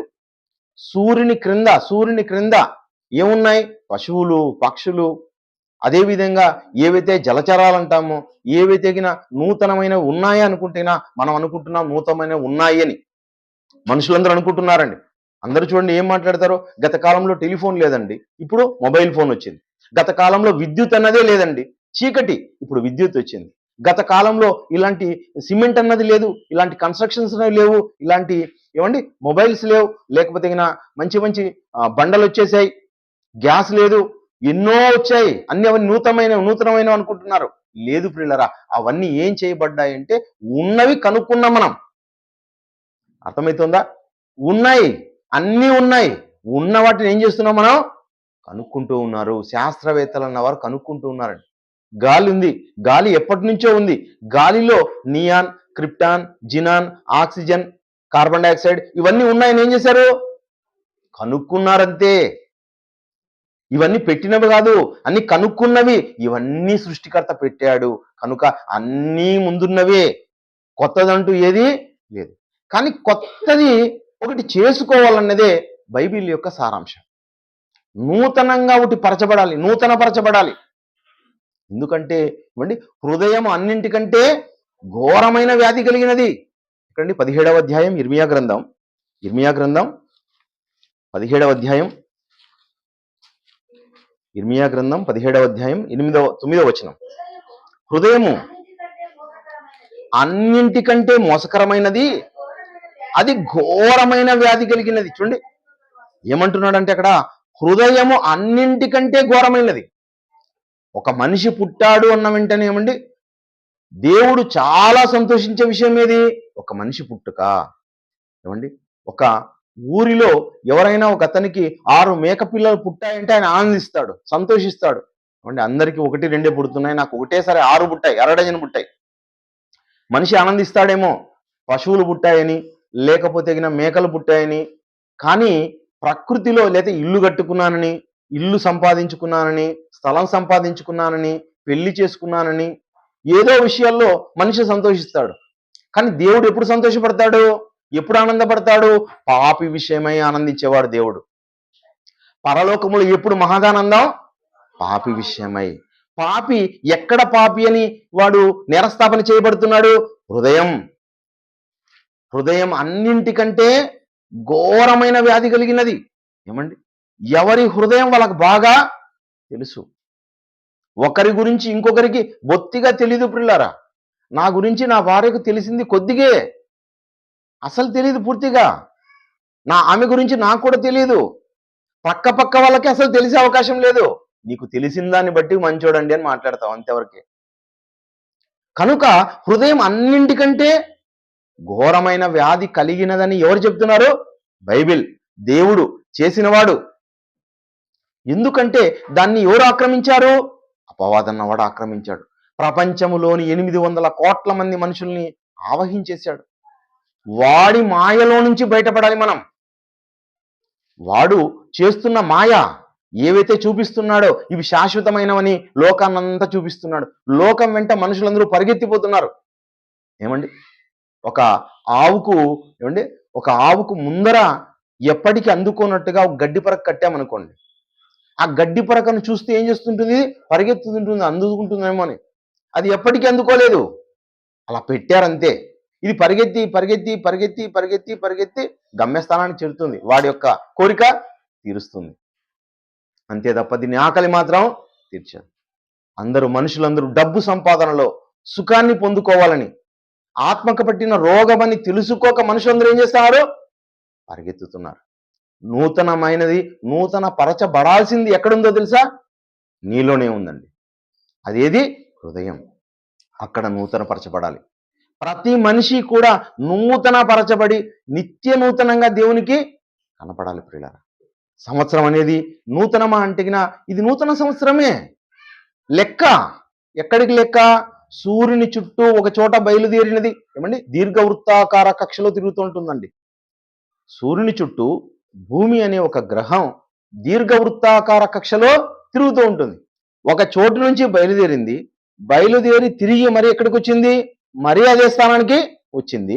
మరి ఇప్పుడు కొత్తగా మరి స్టార్ట్ అవుతుంది, వెళ్తోంది, వస్తుంది. అంటే మరి దీన్ని నడపడానికి ఎంత కావాలండి? ఏమండి అవునా కదా? ఒకసారి ఒక 100 కిలోమీటర్లు పోయి వచ్చారనుకోండి, ఒక కారులో 2000 అయిందండి అంటాం. లేకపోతే ఓ 10,000 రూపాయలు అయిందండి అంటాం. లేకపోతే ఒక ట్రైన్ ఎక్కడ ఢిల్లీ నుంచి బయలుదేరి బెంగళూరుకి వచ్చి బెంగళూరు అంతా వచ్చిన తర్వాత తిరిగి బయలుదేరాలప్పుడు దానికి ఏం ఇంజన్ వేయాల్సిన పని లేదా? ఏమండి ఏ పెట్రోల్ అవసరం లేదా? ఏ విద్యుత్ శక్తి అవసరం లేదా? చూడండి, ఆలోచించండి. ప్రియమైన దేవుని వాళ్ళారా, ఎంత శక్తి ఇచ్చి పరిగెత్తిస్తున్నాడు చెప్పండి. ఇంత పెద్ద గ్రహాన్ని దేవుడు ఎవరి కోసం ఇదంతా చేస్తున్నాడు? ఎవరిని మార్పు రావాలని కోరుకుంటున్నాడు? ఎవరి మార్పు కోసం ఇంత ప్రయత్నం దేవుడు చేస్తున్నాడు? ఎవరి మార్పు కోసం ఈ ప్రకృతినంతా దేవుడు తిప్పుతున్నాడు? ఈ కాలాలను రప్పిస్తూ ఉన్నాడు. మీకోసం, నా కోసం, మన కోసం, ఈ యావత్ భూమి మీద ఉన్న మనుషుల కోసం, మనందరి కోసం అండి. దేవుడు చాలా చాలా చాలా చాలా చాలా రెట్లు కష్టపడుతున్నాడు. ప్రేమైన దేవుని కష్టాన్ని గుర్తిస్తే తప్ప మనిషి మారడు. మనిషికి దేవుని గురించి పూర్తిగా తెలియాలి. సంపూర్ణంగా దేవుని గురించి నువ్వు తెలుసుకోవాలి. ఆ సంపూర్ణంగా దేవుని కోసం తెలుసుకోవాలనే ఉద్దేశంతోనే 66 పుస్తకాలను ఇచ్చాడండి దేవుడు. ఆ దేవుని యొక్క మనసు మనం తెలుసుకోవాలి ప్రియులారా. ఆ దేవుని మనసు ఏమని చెప్తున్నా అంటే ఆయన సూర్యుని కింద నూతనమైనది ఏది ఏ కోణంలో లేదంటున్నాడంటే వాటి కోసం నువ్వు పరిగెత్తొద్దు. ఏమండి ఇల్లు ఇల్లు ఇల్లు అని కోసం ఇల్లు కోసం పరిగెత్తొద్దు. నీ జీవిత కాలం అంతా ఇంటి కోసం ఖర్చు చేసుకోవద్దయ్యా. నీ జీవిత కాలం అంతా విద్య కోసం ఖర్చు చేసుకోవద్దు. అధిక విద్య అధిక శోకము మిగులుస్తుంది. నువ్వు పుట్టింది చదువు కోసం కాదు. నువ్వు పుట్టింది ధనం సంపాదించుకోవడం కాదు. నువ్వు పుట్టింది వివాహాలు చేసుకోవడం కోసమే కాదు. నువ్వు పుట్టిందంతా కూడా ఇల్లు సంపాదించుకోవడం కోసం కాదండి. మన బ్రతుకు దేనికోసం చేయబడిందో నువ్వు ఎరగడమే నీ లక్ష్యం. దేనికోసం నన్ను చేయబడ్డాను నేను? దేనికోసం నియమించబడ్డాను నేను? ఎందుకోసం నీ భూమి మీదకి వచ్చాను నేను? అది తెలుసుకుంటేనే దాన్ని జీవిత పరమార్థం అంటారండి. ఆ జీవిత పరమార్థాన్ని తెలుసుకోవడమే మనిషి యొక్క ప్రధానమైన లక్ష్యం. ఇది ఈ లోకంలో ఉన్న వాళ్ళు ఎవ్వరు ఎరగడం లేదు ప్రియులారా. ఎరగకుండానే జీవితాన్ని ఏం చేస్తున్నారు? ముగించేస్తున్నారు. వారంతా అడవి పువ్వు రాలిపోయినట్టుగా రాలిపోతున్నారు. ఏమండి యేసుక్రీస్తుల వారు తన దేహాన్ని ఎలా కాపాడుకున్నారు? అలా ఉన్నాడా? కాదండి. ఆయన యొక్క పరిమళ సువాసనగా ఉన్నాడు. ఆ పరిమళ సువాసనను మనం ఏం చేసుకోవాలి? మన జీవితాలకు అద్దుకోవాలి. మనం ఈ భూమి మీద గొప్పగా బ్రతకాలి. ప్రేమైన దేవుని వాళ్ళరా, ఒకనాడు దావీదు గారు దివారాత్రాలు దేవుని గ్రంథాన్ని ధ్యానించినవాడు. వాక్యం అంటేనే పరిగెత్తినవాడండి. వాక్యపు పనులు, దేవాలయాన్ని అండి ఆయన కట్టాలనుకున్నవాడండి. దేవాలయాన్ని కట్టాలి, నా తండ్రి కోసం ఒక ఘనమైన దేవాలయాన్ని నేను నిర్మించాలి. ఈ ప్రపంచంలో ఎక్కడ ఎవరు నిర్మించిన విధంగా. ఎందుకంటే అంత గొప్పవాడు నా తండ్రి. గొర్రెల దొడ్డిలో ఉన్న నన్ను తీసుకుని వచ్చి ఎక్కడ కూర్చోబెట్టాడు? మహారాజుగా సింహాసనం వేసి నన్ను కూర్చోబెట్టాడు అనుకున్నవాడు. తన హృదయాన్ని బాగా పరిశీలన చేసి తన హృదయంలో తప్పు జరిగిందన్న విషయాన్ని గమనించిన వాడండి ఆయన. నా హృదయం ఘోరమైన వ్యాధి కలిగినది, ఈ వ్యాధిని నేనేం చేసాలి? పోగొట్టుకోవాలి నా జీవిత కాలంలో అని ఆయన దాని మీద ఏం చేశాడు తెలుసా? ఎక్సర్సైజ్ చేశాడు. ప్రేమైన దేవుని వాళ్ళ 51వ అధ్యాయం చూడండి. ఇందాక సహోదరులు చూపించిన మాట, కీర్తనల గ్రంథము 51వ అధ్యాయము, కీర్తనల గ్రంథము 51వ అధ్యాయము మొదటగా 7వ వచనం చూద్దామండి. నేను పవిత్రుడనవునట్లు హిస్సోపుతో నా పాపమును. ఇదండి దేవునికి చేయాల్సిన ప్రార్థన. తండ్రి, దేవా, నేను పాపినయ్యా, ఎన్నో సినిమాల కోసం పరిగెత్తాను, ఎన్నోసార్లు నా చూపును అన్యాయం కోసం, అక్రమం కోసం, నా సుఖం కోసం నేను ఇచ్చేసాను నా చూపుని. నా శరీరాన్ని నేను ఏం చేశానంటే పాపానికి నేను దాసుడైపోయాను. పాపానికి నేను ఇచ్చేశాను, పాపానికి నిలయంగా నేను మారాను.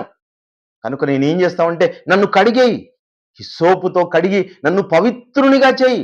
పవిత్రునిగా, పరిశుద్ధునిగా, నిర్దోషిగా, నిష్కలంకునిగా నన్ను చేయమన్నాడండి. అలా చేయమన్న ఆయన చెబుతున్న మాట ఏమంటే చూడండి, ఇక్కడ ఏమంటున్నాడు 9వ వచనంలో, నా పాపములకు విముఖుడము, నా దోషములన్నిటినీ, నా దోషములు, నా అపరాధాలు, నా పాపాలు ఏవైతే ఉన్నాయో నా జీవితంలో అన్నిటినీ తుడిచేయి. నన్ను ఏం చేస్తావు? హిస్సోపుతో నన్ను కడిగి నన్ను పవిత్రునిగా, పరిశుద్ధునిగా, నీతిమంతునిగా నన్ను చేయంటున్నాడు. నీతిమంతునిగా చేయబడిన వాడని దావీదు. ఆయన జీవిత కాలంలో ఆ తప్పు తప్ప ఊరియా భార్యతో చేసిన తప్పు తప్ప తన జీవిత కాలంలో చెయ్యకుండా ఏం చేశాడంటే వాక్యానికి దాసుడైపోయాడు, వాక్యానికి లోబడ్డాడు. యెహోవా ఘనత నిమిత్తము నా యొక్క జీవితం అనుకున్నాడు. పుష్ప సినిమాలో ఉందంటండి, తగ్గేదే లేదని. ఆయన కాదండి, ఎవరిక్కడ? దావీదు గారు. అస్సలు దేవుని కోసం నేను ఇంకా బ్రతకడం అంటే నేను దేవుని కోసమే నా ప్రాణాన్ని పెడతానన్నవాడండి. అలా దేవుని కోసం తన జీవిత కాలంలో పాపాన్ని ఏ మాత్రము దరిచేరకుండా బ్రతికినవాడు ప్రియులారా. అలా బ్రతుకుతూ ఏమంటున్నాడంటే కింద వచనంలో చూడండి, 10వ వచనంలో, దేవా నా యందు శుద్ధ హృదయం. దేవుడు చేస్తాడా? ఖచ్చితంగా చేస్తాడండి. మిమ్మల్ని అందరినీ ప్రేమించేవాడండి. మీ బిడ్డలను, మీ చిన్న బిడ్డలను, మిమ్ములను, ముసలివారిని, పెద్దవారిని అందరినీ ప్రేమించి హక్కును చేర్చుకునేవాడిని తండ్రి ఎప్పుడు ఒకరిని దోషిగా చేసి దూరం పెట్టేవాడు కాదు ప్రియులారా. మిమ్మల్ని అందరినీ ప్రేమించేవాడు, మిక్కుటంగా ప్రేమించేవాడు. ఆయన ఏం చేస్తా చెప్తున్నాడు? శుద్ధ హృదయం కలుగజేయము, నా అంతరంగములో స్థిరమైన మనస్సు. ఒక పర్వతం లాంటి మనసు అండి. ఒక గొప్ప మనసు నీకు ఇస్తాడు దేవుడు, స్థిరతత్వం ఇస్తాడు. ఆ స్థిరతత్వంలో ఉన్న నీవు 4 రకాల గుణాలను కాపాడుకుంటావండి. నువ్వు చెబుతున్నాను ప్రియులారా. మనము నూతన పరచబడ్డం అంటే ఏంది? సహోదరులు కూడా నూతన పరచబడాలి అని చెప్పారు. నూతన పరచబడ్డం అంటే ఏంటో నేను వివరిస్తున్నాను. కాలం, ఏ కాలం? ఇప్పుడు వచ్చే కాలం 2025. ఈ 2025లో నువ్వు ఏ ఎక్సర్సైజ్ చేయాలో నేను చెబుతూ ఉన్నాను, జాగ్రత్తగా గమనించండి. ఈ 2025 సంవత్సరంలో నువ్వు దేనికి దూరంగా ఉండాలో నేను చెబుతూ ఉన్నాను. ప్రేమైన దేవుని వారలారా, అబద్ధానికి దూరంగా ఉండాలి. ఏముండాలంటే దేనికి దూరంగా ఉండాలి? అబద్ధమునకు జనకుడు ఎవరు? అపవాది. వాటికి దూరంగా ఉన్నట్టు. ఇన్ ఆల్ ఆస్పెక్ట్స్ అంటామండి. ఇంట్లో భార్య దగ్గర కాదు, పిల్లల దగ్గర కాదు, సంఘంలో కాదు, ఎవరి దగ్గర, ఈ ప్రపంచంలో నేను ఎవరి దగ్గర ఏం చేయకూడదు? అబద్ధం ఆడకూడదు, అబద్ధం చెప్పకూడదు. అబద్ధం చెబితే ఎవరికి అది ఇబ్బంది? నాలో ఉన్న పరిశుద్ధాత్మనికి, నాలో ఉన్న తండ్రికి, ఇదిగో వాక్యానికి, సంఘానికి మనం ద్రోహం చేసిన వాళ్ళం అవుతాం. ఎందుకు? సంఘం ఎవరు? సంఘం నిన్ను ఎప్పుడూ పరిశుద్ధపరిచేదండి. సజ్జనుల సాహిత్యం ఏం చేస్తుందంట? సజ్జనుల సాన్నిహిత్యం నిన్ను పరిశుద్ధపరుస్తుంది. ఎవరండి పరిశుద్ధపరిచేది తెలుసా? సంఘం, సహవాసం నిన్ను పరిశుద్ధపరిస్తే ఆ సహవాసంలో ఉన్న నీవు గమనించాల్సింది ఏమంటే అబద్ధం అన్నది ఏ చిన్నదానికైనా కానీ నేను చెప్పకూడదు, అబద్ధం నాకు దూరం, అబద్ధానికి నేను దూరం అనుకున్నవాడు ఎవరండి? నీతిమంతుడు, ప్రేమ దేవుని వాళ్ళ. అదేవిధంగా నెవర్ హర్ట్ ఎనీబడి అంటాం అనుకోండి. ఎవరిని బాధ పెట్టకూడదు. అది నా వాళ్ళు, సొంత వాళ్ళు అనుకుంటే బాధ పెట్టాం కదా. నీ వాళ్ళను నువ్వు ఏ విధంగా బాధ పెట్టావో నిన్ను వలే నీ పొరుగు వారిని కూడా ఏం చేయాలి? ప్రేమించాలి. నెవర్ హర్ట్ ఎనీబడి అంటే ఎవరిని కూడా బాధ పెట్టకూడదు. నీతిమంతుడు ఏం చేస్తాడంట? బాధను అనుభవిస్తాడే కానీ బాధ పెట్టాడంట ప్రియులారా.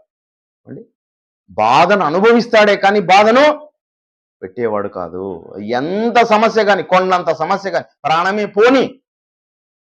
ప్రాణమే చిన్నది కానీ పక్కవాన్ని మాత్రం ఏ మాత్రం మనము బాధ పెట్టకూడదు. ఏమండి, ఇది నిర్ణయం ప్రియులరా. అలాంటి నిర్ణయం తీసుకున్నవాడు ఎవరు? హృదయం ఘోరమైన వ్యాధి కలిగినది అని తెలిసినవాడు. ఇది ఏం చేస్తుంది? హృదయం బాధ పెట్టు. హృదయం ఎలాంటిదండి? పక్కవాడిని ఏం చేయమంటుంది? బాధ పెట్టు, బాధ పెట్టు, బాధ పెట్టు, హింసించు అని మనం ప్రేరేపిస్తుంది ప్రియులారా. ఇతరుల్ని బాధ పెట్టని వాడెవరు? నీతిమంతుడు. అదేవిధంగా అండి, నీ యొక్క గుణాలు మనం ఏం గుణాలు అనుకుంటామంటే ఏవి చెడ్డ గుణాలు అనుకుంటుంటే మనం అందరూ అనుకుండేది, క్రైస్తవులుగా మనమందరం ఎవరైతే సిగరెట్ తాగుతారో, ఎవరైతే బీడీ తాగుతారో, ఎవరైతే బ్రాందీ తాగుతారో, ఎవరైతే మొహపు చూపు ఉంటారో వాళ్ళందరూ కూడా బ్యాడ్ హ్యాబిట్స్ అవి అనుకుంటాం. కానీ ప్రియులరా, చెడు చూపు, చెడు తలంపులు కూడా బ్యాడ్ హ్యాబిట్స్ అండి. నీలో ఉన్న క్రీస్తుకు అనుకూలం కాని గుణాలు ఏవైతే ఉన్నాయో అవన్నీ బ్యాడ్ హ్యాబిట్సే. నువ్వు ప్రొద్దున లేలేకపోతున్నావా? అది కూడా బ్యాడ్ హ్యాబిట్ కావచ్చు. ఏమండి, నువ్వు వాక్ పోలేకపోతున్నావా? అది కూడా బ్యాడ్ హ్యాబిట్ కావచ్చు. నీ శరీరం గురించి నువ్వు పట్టించుకోవడంలే. నీ తిండి ఎక్కువగా తినేస్తున్నావు అనుకో, అది కూడా బ్యాడ్ హ్యాబిట్ కావచ్చు. ఏమండి, కాఫీలు ఎక్కువ తాగుతున్నావు అనుకో, అది కూడా బ్యాడ్ హ్యాబిట్ కావచ్చు. నీ యొక్క గుణాలు, దుర్గుణాలు, దుష్ట గుణాలు ఏవైతే ఉన్నాయో అవన్నీ ఏం చేసుకోవాలి? దూరం చేసుకోవాలి. నీ గుణాలన్నవి క్రీస్తుకు అనుకూలంగా పెట్టుకొని మంచి గుణాలను ధరించుకోవాలి ప్రియులారా. ఇంకొక మాట చెప్తున్నాడు, ఎవరైతే నీతిమంతులు ఉంటారో వారు అనీతిమంతుల కార్యక్రమాలలో, అనీతి ప్రదేశాలలో, అదే అంటాడు కదండి కీర్తనాకారుడు మాట్లాడుతూ, అపహాసకులు కూర్చుండు చోటన కూర్చుండక, ఇంకా ఉంటా పాపుల మార్గంన నడవక, అపహాసకులు కూర్చుండు చోట కూర్చుండక, ఇలా ఉండేవాడేవాడు అలాంటి కార్యక్రమాలను చేరని వాడు నీతిమంతుడు అండి. ఏమండి, ఎవరైతే దేవుని యొక్క కాలాన్ని దొంగలిచ్చేవారు వారందరూ దేవుడిచ్చిన కాలాన్ని ఏం చేస్తున్నారు? వృధాపరుస్తున్నారు, వ్యర్థపరుస్తున్నారు. అలాంటి కార్యక్రమాలలో, ఏమండి, ఇతరులకు సంబంధించిన కార్యక్రమాలలో మనకి ఇన్వాల్వ్ కాకపోయినామంటే మనం ఏమవుతాం? నీతిమంతులం అవుతాం. అంటే అబద్ధానికి దూరంగా ఉండాలి. ఏమండి, ఇంకా ఏం చెప్పాను నేను? ఎవరిని కూడా మనం బాధ పెట్టకూడదు. మూడవదిగా ఏం చెప్పాం? నీ యొక్క గుణాలు, దుష్ట గుణాలు, దుర్గుణాలు, బ్యాడ్ హ్యాబిట్స్ని వదిలేయాలండి. ఎందుకంటే బ్యాడ్ హ్యాబిట్స్ పెట్టుకొని నువ్వు ఎలా మంచి కార్యక్రమాలు మనం చేయగలం? బ్యాడ్ హ్యాబిట్స్ ఏమున్నాయో అవన్నీ వదలాలి. ఇంకా మోరల్గా ఏవైతే ఉన్నాయో నెవర్ ఇన్వాల్వ్స్ అంటారన్నమాట. Never involves activities morally wrong. ఏవైతే ఇవి దుష్ట గుణాలు అనుకుంటామో ఆ గుణాలన్నీ వదిలేసి మంచి గుణాలలో మనం ఉండాలి. అలా ఉంటూ ముందుకెళ్ళిపోవాలి ప్రియులారా. అలా ముందుకెళ్ళిపోవాలి. ఇందాక సహోదరులు చూపించిన ఇంకొక వచనాన్ని కూడా మనం చూద్దాం. 18వ అధ్యాయం యెహెజ్కేలు గ్రంథం 18వ అధ్యాయం 31వ వచనంలో, యెహెజ్కేలు గ్రంథం 18వ అధ్యాయం 31వ వచనంలో ఎవరి గురించి మాట్లాడుతున్నాడు? మన గురించే. ఒకనాడు ఇశ్రాయేలీయులు, దేవుని పిల్లలు, ఇప్పుడు ఎవరు? సంఘం, మనమే. నువ్వేమైనా ఇంకా చేసావేమో, గత కాలంలో ఉన్నాయేమో చూసుకోమంటున్నాడు ఆయన. నీవు చేసిన అక్రమ క్రియలను విడిచి నూతన హృదయమును, నూతన బుద్ధి. ఏమండి, నూతన హృదయం ఏది? అబద్ధాలు చెప్పకపోవడం, బ్యాడ్ హ్యాబిట్స్ లేకపోవడం నూతన హృదయం. ఇంకా ఏమి? ఎవరిని బాధ పెట్టకపోవడం నూతన హృదయం. చెడు తలంపులు, చెడు ఆలోచనలు లేకపోవడం నూతన హృదయం. అలాంటి నూతన హృదయాన్ని కలిగి ఏం చేయాలంటే అక్కడ నూతన బుద్ధి ఎక్కడి నుంచి వస్తుంది? గ్రంథం నుంచి వస్తుంది. ఇవన్నీ మొదటగా ఉంటే, ఏమండి, ఎప్పుడు నీకు వాక్యం ఎప్పుడు అర్థమవుతుంది? అబద్ధం చెప్పకూడదు నువ్వు. ఏమండి, ఇంకా ఏం చేయకూడదంట? ఇతరులని బాధ పెట్టకూడదు. ఇంకా ఏం చేయకూడదు? సద్గుణాలు కలిగి ఉండాలి, దుర్గుణాలకు దూరంగా ఉండాలి. అలా ఉన్న నీవు ఇప్పుడు దేని దగ్గరికి రావాలి? వాక్యం దగ్గరికి రావాలండి. నిన్ను నువ్వు పరిశుద్ధపరచుకొని వాక్యం దగ్గరికి వస్తే బుద్ధి జ్ఞానములు సర్వసంపదలైన ఏంటి ఈ జ్ఞానం 66 పుస్తకాల దగ్గరికి నువ్వు వచ్చావంటే ఈ 66 పుస్తకాలు నీలోకి వస్తాయి. 66 పుస్తకాలు ఏమొస్తాయి? నీలోకి వస్తాయి. నిన్ను ఏం చేస్తాయంటే మహోన్నతునిగా ఈ భూమి మీద నిలబెడతాయి, గొప్పవాడిగా నిలబెడతాయి. మనుషుల దృష్టిలో నువ్వు గొప్పవాడు కాకపోవచ్చు, కానీ దేవుని దృష్టిలో గొప్పవాడు అవుతావు. ప్రియమైన దేవుని వారలారా, గొప్ప గ్రంథం అండి. నూతన స్వభావాన్ని ఇచ్చేదండి ఇది. 36వ అధ్యాయం 26లో యెహెజ్కేలు గ్రంథం 36వ అధ్యాయం 26వ వచనంలో, నూతన హృదయము నీకు ఇచ్చేదను, నూతన స్వభావము నీకు కలుగజేసేది. చూడండి, ఎవరిస్తారంట? నువ్వు కోరుకో, అంతే. నువ్వు కోరుకో, ఇవన్నీ వదిలేసేయి. ఇవన్నీ వదిలేసి నువ్వు కోరుకున్నట్లయితే దేవుడు ఏం చేస్తాడు? ఇదిగో అన్ని వదిలేశాడండి. ఈయన అబద్ధానికి ఎడమిస్తూ ఉన్నాడు, లోకానికి దూరంగా ఉన్నాడు. ఏమండి, ఎవరిని హత్య చేయడం లేదు. వాళ్ళ చిన్న బిడ్డలైనా, వాళ్ళ పెద్దవాళ్ళైనా, వాళ్ళ ముసలి వాళ్ళైనా, ఏమండి, వాళ్ళకి నువ్వు ఎలా ఉండాలంటే లోబడిన వాడుగా ఉండాలండి. ఏమండి, నీ పైన ఉన్నవాడికే లోబడ్డం కాదు, నీ కింద ఉన్నవాడికి కూడా ఎలా ఉండాలి? నువ్వు లోబడినట్టుగా ఉండాలి. నీ ఎదుట వారిని నీకన్నా గొప్పవారుగా పెంచాలి. అలా ఉన్నప్పుడు, ఆ పరిస్థితిలో ఆ ఆత్మ బ్రతుకుతున్నప్పుడు దేవుడు ఏం చేస్తారంట? రాతి గుండె మీలుండి తీసివేసి మాంసపు గుండెని మీకు, మాంసపు గుండె, మంచి మనసు, క్రీస్తుకు కలిగి ఉన్న మనసు మీకు కూడా ఇస్తాడు. ఆ మనసు ద్వారానే పరలోకానికి వెళ్తామండి మనం. ఏమండి, ఎక్కడైనా ఒక చోట మనకు ఏదైనా చిన్న అవమానం జరిగినట్టుగా ఫీల్ అయినాం అనుకోండి, అయ్యో నాకు అవమానం జరిగింది, నాకు ఇబ్బంది జరిగింది, ఫీల్ కావచ్చా? కాకూడదు పిల్లరా. 100 అవమానాలైనా సరే మనం ఏం చేయాలి? తట్టుకునేటట్టుగా తయారు కావాలి పిల్లరా. ఏ దానికైనా కానీ మనం సిద్ధపడాలి. ఎందుకు వచ్చావు నువ్వు? ఎందుకు వచ్చావు? నిన్ను నువ్వు ఉపేక్షించుకుని వచ్చావు వాక్యంలోకి. ఉపేక్షించుకుంటే అర్థం ఏం తెలుసా? నేను చనిపోయాను. ఏమండి, అదే కదా సహోదరులు గుర్తు చేసిన మాట. బాప్తిసం ద్వారా మనం ఏమయ్యాం? చనిపోయాం. మనం చనిపోయిన మనము నూతన సృష్టి. ఇప్పుడు మీ అందరికీ కూడా ఉన్న మనసు చాలా మంచి మనసు దేవుడు ఇవ్వడానికి సిద్ధంగా ఉన్నాడు పిల్లరా. మిమ్మల్ని ఎత్తి పట్టడానికి సిద్ధంగా ఉన్నాడు. ఈ ప్రపంచంలో అందరికన్నా గొప్ప మనసు మీకు ఇవ్వాలని దేవుడు అనుకుంటున్నాడు. ఆయనే చెబుతున్నామంటే చూడండి ఏమంటున్నాడు? 26వ వచనములో నూతన స్వభావం, ఈ నూతన సంవత్సరం సందర్భంగా నూతన హృదయం మీకు ఇచ్చేదను, నూతన స్వభావం మీకు కలుగజేసేదను. రాతి గుండె, పాపపు గుండె తీసివేసి మాంసపు గుండె, మెత్తని గుండె, మంచి మనసు, అందరినీ ఓర్చుకునే మనసు. ఏమండి, ఒకప్పుడు మదర్ తెరిసా అండి. ఎందుకు ఆమెను మదర్ తెరిసా అన్నారు? ఆమె ఎవరన్నా ఒక్కరినన్నా కనిందా? ఒక్కరు కూడా పుట్టలేదండి ఆమెకి. అసలు పెళ్ళే చేసుకోలేదు ఆమె. ఆమెను ఏమన్నారు? విశ్వమాత. ఏమండి, మామూలు కూడా లేదండి, విశ్వమాత అన్నారు. అంటే ఆమె హృదయం చూడండి ఎంత మెత్తనదై ఉండాలో. ఎవరిచ్చారా మాకు అంత మంచి హృదయం? యేసుక్రీస్తుల వారు ఇచ్చారు. యేసుక్రీస్తుల వారు మనసు ఇచ్చింది. అలాంటి మంచి మనసును ధరించుకొని ఏమండి, నిన్ను ఎన్నో గొప్ప రెట్లుగా చేసుకునే అవకాశం వాక్యం దగ్గర ఉండగా ఏమండి, మనం మాత్రం ఇదిగో ఇట్లా చిన్నవన్నీ, ఏదో అబద్ధమనో, ఇవన్నీ చిన్నవండి, చిన్న ఆనందాలు. ఇవన్నీ మనం ఏం చేయాలా? పూర్తిగా వదిలేయాల. పూర్తిగా వదిలేసి క్రీస్తు కోసం ఏమనాలి? మనం తగ్గేదే లేదు. ఏమంట? ఎవరిదో డైలాగ్ అది, పుష్ప డైలాగ్ అనుకుంటున్నారు. క్రీస్తు డైలాగ్ పిల్లరా. యేసు క్రీస్తు ఏముడికొచ్చాడో తెలుసా? ప్రాణం పెట్టడానికి వచ్చారు. మీ ప్రాణాన్ని మేము రక్షిస్తామంటున్నారు అందరూ, అక్కడ నిలబడిన వాళ్ళందరూ. నువ్వు ఒక్కసారి చెప్పు. ఏమండి, మేము అడిగిన ప్రశ్నలకు నువ్వు సమాధానం చెప్పు. నిన్ను వదిలేస్తాం, మేము ఏం చేస్తాం? ప్రాణం తీస్తాం తెలుసా? మేము వచ్చింది దేనికోసం? ప్రాణం పెట్టడానికి వచ్చాం. మేము ప్రాణం పెట్టేదే. మనం ప్రాణం పెట్టాలి పిల్లరా. దేవుని కోసం ప్రాణం పెట్టి బ్రతకాలి. నీవు నీ కుటుంబ సభ్యుల్లాగా నువ్వేదో చిన్న కుటుంబంలో ఉన్నావు అనుకోవద్దు. నువ్వు దేవుని కోసం బ్రతుకుతున్నావు. నువ్వు నీ ఇంట్లో ఉన్నా, నువ్వు రోడ్డు మీద ఉన్నా, నువ్వు కళాశాలలో ఉన్నా, పాఠం చెబుతూ ఉన్నా, ఎక్కడున్నా ఎవరి కోసం బ్రతుకుతున్నావు నువ్వు? ఎక్కడ కూడా అండి చిన్న కమిట్మెంట్ కూడా, చిన్న అబద్ధానికి కూడా మనం తావు ఇవ్వకూడదు. ఏ పైసా కూడా మనం తావు ఇవ్వకూడదు. ఎందుకంటే అండి ఆ పైసానే అండి యూదాను దూరం చేసింది తెలుసా? చిన్నది తిన్నాడా? లేదు. అనుభవించాడా? లేదు. పారేశాడు లాస్ట్కి. అంటే అలా ఏం చేస్తాడంటే శోధించి అపవాది ఏం చేస్తాడు? నరకానికి ఇడ్చుకుపోతాడు. యేసుక్రీస్తు కూడా చూపించింది లోకరాజ్య మహిమలను. అది ఎవరిని వదలదు. అపవాది ఎవరిని వదలడు, అందరినీ ఇడ్చుకుపోతాడు ఈ కాలంలో. కానీ మీరందరూ దాని మాయకు చిక్కకూడదు పిల్లరా. మంచి కమిట్మెంట్ తీసుకోవాలి మనం. మన చూపులు, మన తలంపులు, మన ఆలోచనలు క్రీస్తుకు అనుకూలంగా ఉండాలి.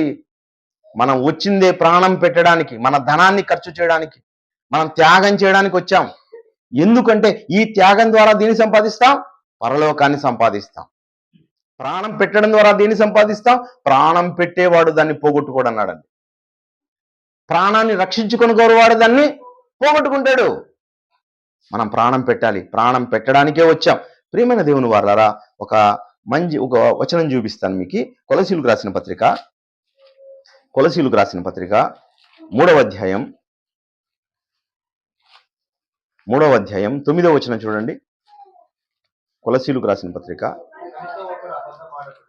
చూడండి, అక్కడ అదే మాట చెప్తున్నాడు. ఏమండి? ఇవి మనం చెప్పిన మాట కాదు పిల్లరా. ఒకరితో ఒకడు. నువ్వు పోయి ఏమన్నా పశువుతో అబద్ధం ఆడతావా? పశువు ఏమన్నా నిన్ను ఏమండి, ఒక పశువుకు నువ్వు ద్రోహం చేసావు అనుకోండి. ఒక చిన్న పశువు ఉందండి, తల్లి బిడ్డలు ఉన్నారు. బిడ్డను అమ్మేసావు అనుకోండి. అది వచ్చిన వెంటనే ఎందుకు నాకు బిడ్డ అమ్మేసావని అడుగుతుందా? ఏమండి అంటుందా? ఒకవేళ ఎవరైనా యాక్సిడెంట్ చేసి చంపేశాడు దాన్ని, వాడిని ఏమైనా ప్రశ్నిస్తుందా? లేదండి. అది అన్యాయం నువ్వు చేసావని ఎవరిని అందు ప్రకృతి. మనిషి ఎవరితో అబద్ధం ఆడుతున్నాడు? 9వ వచనంలో అంటున్నాడు అక్కడ, ఒకనితో ఒకడు అబద్ధమాడకుడి. ఇది మన ప్రాచీన స్వభావం. ఇదే అండి మన ప్రాచీన స్వభావం. ఏమండి? ఎక్కడ అబద్ధం ఆడతాం? చూపులో వెళ్లి చూపు చూస్తాం, చూడలేదంటాం. తప్పు చేస్తాం, తప్పు చేయలేదంటాం. డబ్బు ఆశిస్తాం, డబ్బు ఆశించలేదంటాం. దొంగలిస్తాం, దొంగలించలేదంటాం. ఏమండి? కమిట్ అవుతాం, కమిట్ కాలేదంటాం. ఇవన్నీ విషయాల్లో మనం ఏం చేయబడాలి? నూతనపరచబడాలి. ఎదురుగా ఉన్నది మా చెల్లి, మా అక్క, మా అన్న, మా తమ్ముడు. నా తమ్ముని యొక్క పైసా నాకెందుకండి? మా అన్నగారికి సంబంధించినది నేను ఒక 10 రూపాయలు తీసుకోవడం నాకు అవసరమా? ఏమండి? ఎవరికి కూడా ఏది చేయాల్సిన పని లేదండి. అసలు ఈ లోకంలో మనకు పేరు ప్రతిష్టలన్నీ వదిలేస్తేనే కదా నువ్వు క్రైస్తవుడైతావు. యేసుక్రీస్తు వారు పేరు కోసం చేశారా ఈ పని అంతా? లేదు కదా. ఏమండి? చేశారా? లేదు. ఆయనకు పేరు వస్తుందని దేవుడు ముందుగానే నిర్ణయించాడు. కనుక దేవుని పక్షాన ఉన్నవాడికి ఎప్పుడైనా పేరు రాక తప్పదు. అది వస్తుంది, వచ్చి తీరుతుంది. అది ఎవరు చేసినా వస్తుంది. అది మనం చేస్తే వస్తుంది, ఇంకోరు చేస్తే వచ్చేది కాదు. దేవుని కోసం నువ్వు బలంగా బ్రతికావంటే దేవుడిచ్చేది ఏం తెలుసా? మంచి పేరు సంపాదించుకోవడం కోసం మనం ఏం చేయాలి? ఈ కాలాన్ని ఖర్చు చేయాలి అంటున్నాడు అక్కడ 9వ వచనం 10లో. ఏలైనగా ప్రాచీన స్వభావమును దాని క్రియలతో కూడా మీరు పరిత్యజించి వదిలేయండి.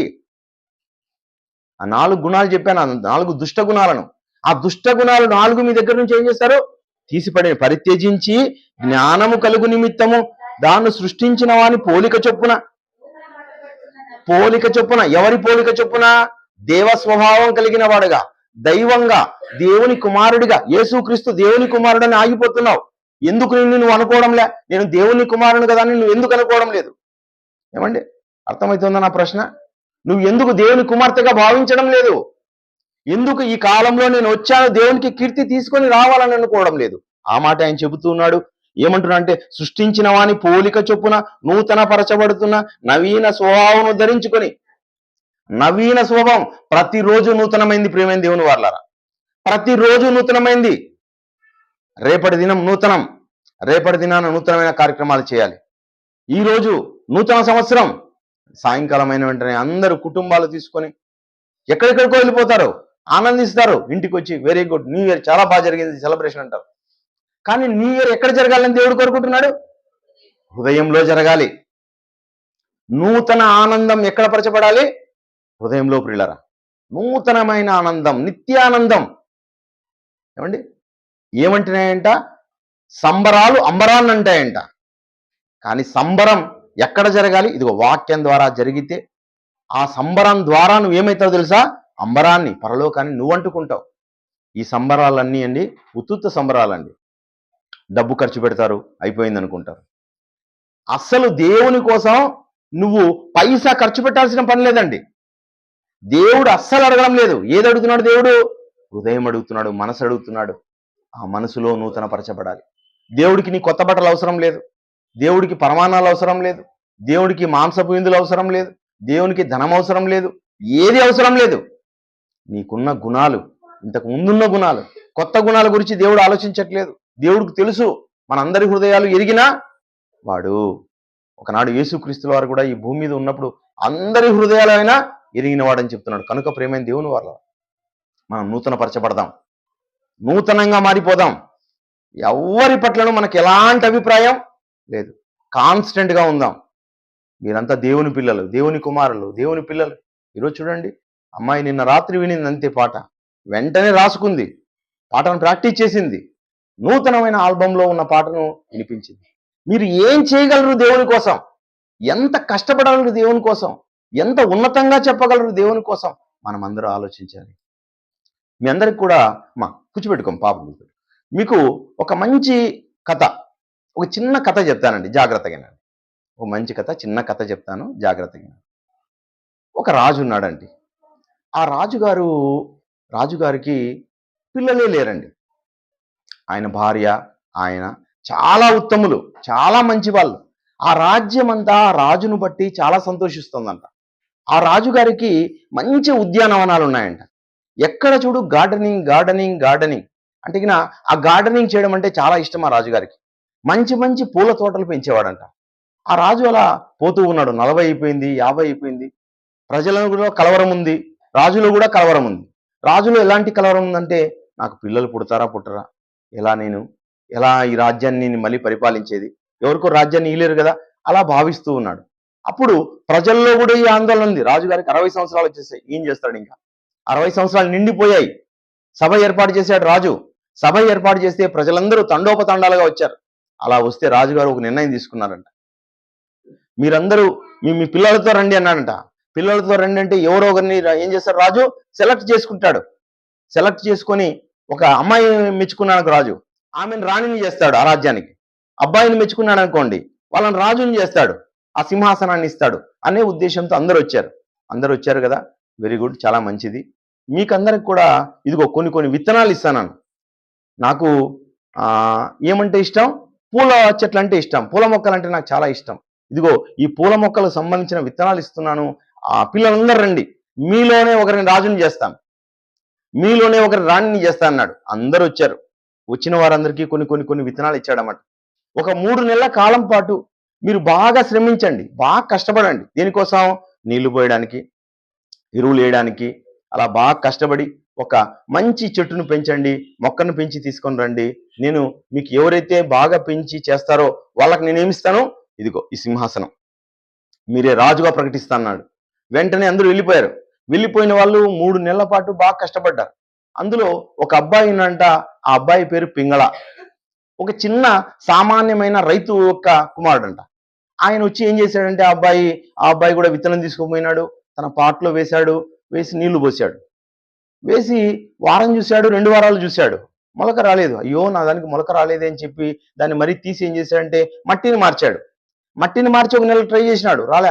అయ్యో, ఏమో కాలేదని చెప్పేసి మళ్ళీ ఎరువులు వేసి చూశాడు, మట్టి అన్ని చేశాడు. ఎన్ని ట్రై చేసినా ఏమీ రాలేదు. వాళ్ళ నాన్నగారి దగ్గరికి పోయి, నాన్న ఇది పరిస్థితి అంటే, నువ్వేం బాధపడొద్దు నాయన, కానీలే, నువ్వు వాడు బాధపడతా ఉండే విషయాన్ని కూడా తండ్రి గమనించాడు. సరే, ఏదైతేనేమి ఆ రోజు రానే వచ్చింది. పిల్లలందరూ కూడా రకరకాల పూల మొక్కలు తీసుకొని పోతున్నారంట. అందమైన పూల మొక్కలు, ఎరుపు, నీలం, పసుపు, ఆకుపచ్చ, రకరకాల పూల మొక్కలు తీసుకొని అందంగా ఉన్నవి తీసుకొని పోతున్నారు, అందమైనవి తీసుకొని పోతున్నారు. అందమైనవి తీసుకొని పోతూ ఉంటే ఈ అబ్బాయి, చిన్న అబ్బాయి చాలా డిప్రెషన్ గురైపోయినాడు. అక్కడ రాజు అందరినీ మెచ్చుకుంటున్నాడు. వెరీ గుడ్, వెరీ గుడ్, బాగా పెంచినారు, వెరీ గుడ్. ఎందుకంటే రకరకాల పూలండి. అమ్మాయిలకు చూడండి ఎంత ఇష్టమో, పసుపు, ఎరుపు, అదేవిధంగా మరి కలర్లు అండి. గ్రీన్ ఫ్లవర్స్ ఉంటే, ఒకవేళ పింక్ ఫ్లవర్స్ ఉంటే, ఎల్లో ఫ్లవర్స్, రెడ్, అన్ని చూసి మెచ్చుకుంటున్నాడు. అందరు మెచ్చుకుంటూ పింగ్లా దగ్గరికి వచ్చేసరికి ఏముందంట? ఏమీ లేదంట. ఏం జరిగింది అన్నంట. అంటే ఏం జరిగిందో, జరిగిన దాన్ని జరిగినట్టుగా ఏం చేశాడు? రాజుకి తెలియజేశాడు. అయ్యా, యువర్ హైనెస్ అంటాం కదా, రాజా, మీరిచ్చిన ఆ విత్తనాన్ని నాటాను, నేను కష్టపడ్డాను, దానికి నీళ్లు పోసాను, ఎరువేశాను, దాన్ని పెంచే ప్రయత్నం చేశాను, మళ్ళీ ఆ తర్వాత ఏం చేశాను? దాన్ని మార్చి చూశాను. ఎన్ని రకాలుగా మార్చినా అది మాత్రం మొలకెత్తలేదు మహారాజా, ఇది పరిస్థితి అని చెప్పి వెంటనే ఏం చెప్పాడు రాజు అంటే, very good, give big applause to Pingala. పింగళకు అందరూ కూడా క్లాస్ కొట్టండి, ఇతడే మనకు కాబోయే రాజు, ఇతడు రాజు. క్లాస్ కొట్టండి, మీరు కూడా కొట్టండి. ఎందుకంటే నిజాయితీగా చెప్పాడు. నేను ఇచ్చానే విత్తనాలు, అవన్నీ మీకు రోస్ట్ చేసి ఇచ్చిన విత్తనాలు, అన్ని కూడా నేను ఏం ఇచ్చాను, దాన్ని లైట్ గా ఏం చేసి ఇచ్చాను, ఏంచిన విత్తనాల్లో నుంచి మొలకొచ్చే అవకాశమే. ఆ మొలక రాని విత్తనాలను మీకిస్తే మీరందరూ ఏం చేశారు? మీరేం చేశారు? ఉన్నది చెప్పారా? లేనంతా కల్పించి చెప్పారు. కనుక నిజాయితీ ఎవరిలో ఉందో వాళ్ళకి ఏమిస్తా నేను? నా రాజ్యాన్ని ఇస్తాను. ఎవరైతే ఈ భూమి మీద నిజాయితీగా బతుకుతారో వాళ్ళకేనండి ఆ పరలోక సింహాసనం. ఆ సింహాసనం కోసం మనం ఏమేమో చేయాల్సిన పని లేదు. ఉన్నది చేయాలి, ఇచ్చింది చేయాలి, ఇచ్చిన పనిని ఇచ్చినట్టుగా చేయాలి. ఎవరిని నీ పక్క వాళ్ళను బాధ పెట్టకూడదు పిల్లలు. మన మాట ద్వారానో మన ఆలోచనల ద్వారానో ఒకరిని తక్కువ నిరూపించడానికో మనల్ని మనం గొప్ప చేసుకోవడానికో ఏవీ చేయాల్సిన పని లేదు. మనకిచ్చిన దేవుడు ఏదైతే ఇచ్చాడో ఆ పనిని బాగా చేస్తే చాలు. మనం ఎక్కడికి వెళ్ళిపోతాం? పరలోకానికి వెళ్ళిపోతాం. పరలోకానికి వెళ్ళాలంటే నువ్వు కింద మీద పడాల్సిన పనులు ఏం లేవు. చక్కగా నడచాలంతే నువ్వు. ఏమండి? అలా మనం చేస్తూ వెళ్ళాలి. అలాంటి వారికి దేవుడు ఏమిస్తాడు? ప్రేమలున్న లోకం పిల్లరా. విలాప వాక్యములు 3వ అధ్యాయం మంచి వచనం చూద్దాం. దేవుడు ఎలా మనల్ని ప్రేమిస్తున్నాడో చెప్తున్నాడు. విలాప వాక్యములు 3వ అధ్యాయం 22వ వచనం చూద్దాం. 22. యెహోవా కృపగలవాడు, ఆయన వాత్సల్యత ఎడతెగక నిలిచినది కనుక. చూడండి, ఆయన వాత్సల్యత ఎలా ఉంటుందంట? ఎడతెగక మన మీద ఉంటుందంట. అనుదినము నూతనముగా ఆయనకు వాత్సల్యత. నిన్న చూపిన ప్రేమ కాదంట పిల్లారా దేవుడు ఈరోజు నా పట్ల చూపే ప్రేమ. నిన్న చూపిన ప్రేమ కాదంట, నూతనమైన ప్రేమ అంట. ఏమండి? దేవుడు ఎలాంటి ప్రేమ ఇచ్చేవాడంట? నిన్న ప్రేమించింది ఒక రకం వదిలే, ఈరోజు ఇంకొక టైప్లో నిన్ను ప్రేమిస్తున్నాను. రేపు ఇంకొకటి, మన్నాడు ఇంకొకటి. దినదినము ఆయన మన పట్ల వాత్సల్యత చూపుతున్నాడంట. హత్తుకుంటున్నాడంట పిల్లారా. దేవుడు ముద్దు పెడుతున్నాడంట మనకి. మన కన్న తండ్రి మనల్ని ఎంతగా ప్రేమిస్తున్నాడో చూడండి. ఎన్నో రకాల సమస్యలు, కష్టాలు, బాధలు, ఇబ్బందులు, స్త్రీలుగా మీరు ఎన్నో సమస్యలు, కుటుంబాలుగా పోషించలేక సమస్యలు, పిల్లలకు వస్తున్న బాధలు చూసి మీరు ఎన్నో తట్టుకోలేరు. మీకు వాత్సల్యం ఉంటుంది. తల్లి ఎంతో బాధపడుతుంది. ఎందుకు పుట్టింటికి వెళ్తారో అంటే అమ్మాయిలు అంటే అక్కడికి పోతే నా తల్లి నన్ను ఆదరిస్తుంది. కానీ ఇక్కడ ఎవరు ఆదరిస్తున్నారు? ఎవరు వాత్సల్యత చూపుతున్నారు? కన్న తండ్రి పిల్లరా. ఏమండి? స్త్రీలు చూపే ప్రేమ కన్నా మిక్కుటమైందండి మన కన్న తండ్రి చూపే ప్రేమ. కనుక అలాంటి ప్రేమతో, అలాంటి వాత్సల్యంతో ఈ నూతన సంవత్సరాన్ని ఇస్తున్నాడు. ఈ 365 రోజులు నిన్ను దేవుడు ఏం చేస్తాడు? హక్కును చేర్చుకుంటాడు, ప్రేమిస్తాడు. ఏమైనా కానివ్వండి, ఆ పక్క వచ్చే సమస్యలు నాకేం తెలియదండి. నాకేమన్నా తెలుసా ఎలా ఉంటుందో, రేపు ఎలా ఉంటుందో, ఈరోజు సాయంకాలం నాకు అస్సలు బొత్తిగేం తెలియదు. మనిషికి ఏదీ తెలియదు. రేపు ఏమి సంభవించినో నీకు తెలియదు, ఎరుగడు. కానీ ఏదో అనుకుంటుంటాడు. బయట మనుషులంతా అదే అనుకుంటున్నారు. ఈ సంవత్సరంలో నేను ఆ పని చేస్తాను, ఈ పని చేస్తాను, ఏవేవో చేస్తాను. కనుక ప్రేమైన దేవుని వారలారా, దేవుని వాత్సల్యత ఎరిగిన వారుగా మనం బ్రతకాలి. ఎందుకు దేవుడు మన పట్ల వాత్సల్యత చూపుతున్నాడు అంటే కింద వచనం, నువ్వు ఎంతైనా నమ్మదగిన వాడవు అంటే ఆయన్నే మనం నమ్మాలి. నీకు ఒకే ఒక్కరున్నారు నమ్మే వ్యక్తి, నమ్మకమైన వ్యక్తి. ఎవరైనా దేవుడు. ఆయన మీద మనం ఆధారపడాలి. ఎందుకు అలా ఆధారపడాలంటే యెహోవా నా భాగమని నేను ఆయనలో భాగమండి. ఆయన భాగాలుగా కనుక మనల్ని ఎంతో ప్రేమిస్తున్నాడు దేవుడు. అలాంటి ప్రేమ ఎలా ప్రేమించాలండి? మనం హృదయపూర్వకంగా ప్రేమించాలి దేవుణ్ణి. ఏమండి? దేవుడు అంటూ ఉన్నాడు కదా, పూర్ణ హృదయంతో, నీ పూర్ణ ఆత్మతో, నీ పూర్ణ శక్తితో, నీ పూర్ణ బలంతో దేవుణ్ణి ప్రేమించు. ఎందుకంటే ఆయన అలా ప్రేమిస్తున్నాడు. దేవుడు ప్రేమా స్వరూపి అయి ఉన్నాడు. ఆ ప్రేమా స్వరూపి అయిన దేవుడు అలా నిన్ను ప్రేమిస్తున్నాడు కనుక అలాంటి ప్రేమ ఆయన నిన్ను కూడా కోరుకుంటూ ఉన్నాడు. చివరి వచనం అండి, ప్రకటన గ్రంథం 21వ అధ్యాయం. ప్రకటన గ్రంథము 21వ అధ్యాయం. ప్రకటన గ్రంథము 21వ అధ్యాయం. నువ్వు దేవుడున్న శ్రేష్టమైన లోకానికి నువ్వు చేరితే అక్కడ అంటున్నాడు మరి 5వ వచనంలో, అప్పుడు సింహాసనాసీనుడై ఉన్నవాడు ఇదిగో సమస్తమును నూతనమైనవిగా. నువ్వు వెళ్ళే లోకం, నువ్వు అసలు చూడని లోకం, అది ఎంతో నూతనమైన లోకం.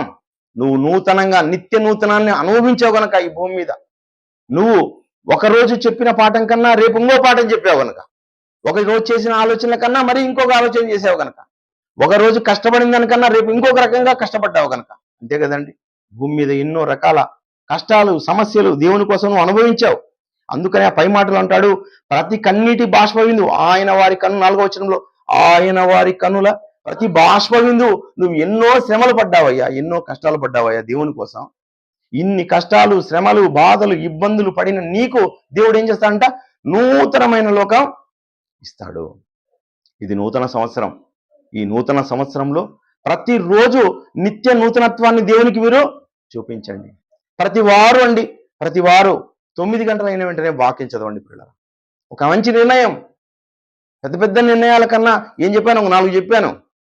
ఎవరిని బాధ పెట్టవద్దు, అబద్ధం ఆడవద్దు, ఎలాంటి కార్యక్రమాలలో, దేవునికి నచ్చని కార్యక్రమాలలో నువ్వు ఇన్వాల్వ్ కావద్దు.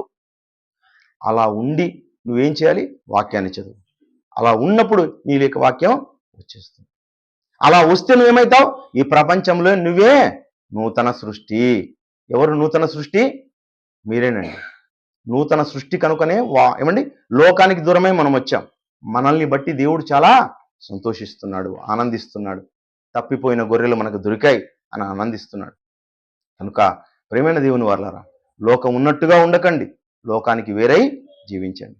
మనం ఎంత తిన్నా, ఎన్ని బట్టలు కట్టినా, ఏం చేసినా అన్ని లోకానికి వదిలేసిపోయేవే. కానీ దేవుని కోసం బలమైన కార్యక్రమాలు చేయాలి. దేవుని వైపుగా చేసే బలమైన కార్యక్రమాలు నిన్ను పరలోకానికి నడిపిస్తాయి. ప్రార్థన చేసుకో.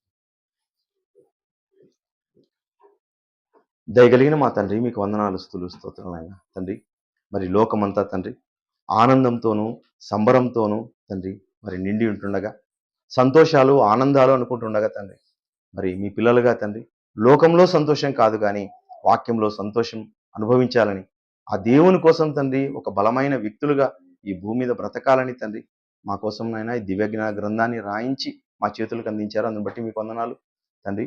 మరి మా ఆత్మీయ తండ్రి ద్వారా తండ్రి నిన్నటి రాత్రికాల సమయంలోను, అదేవిధంగా తండ్రి మరి ఎంతో పునర్బలనాన్ని తండ్రి మాకు ఇచ్చిన విధానం బట్టి మీకు వందనాలు చెల్లిస్తున్నాం.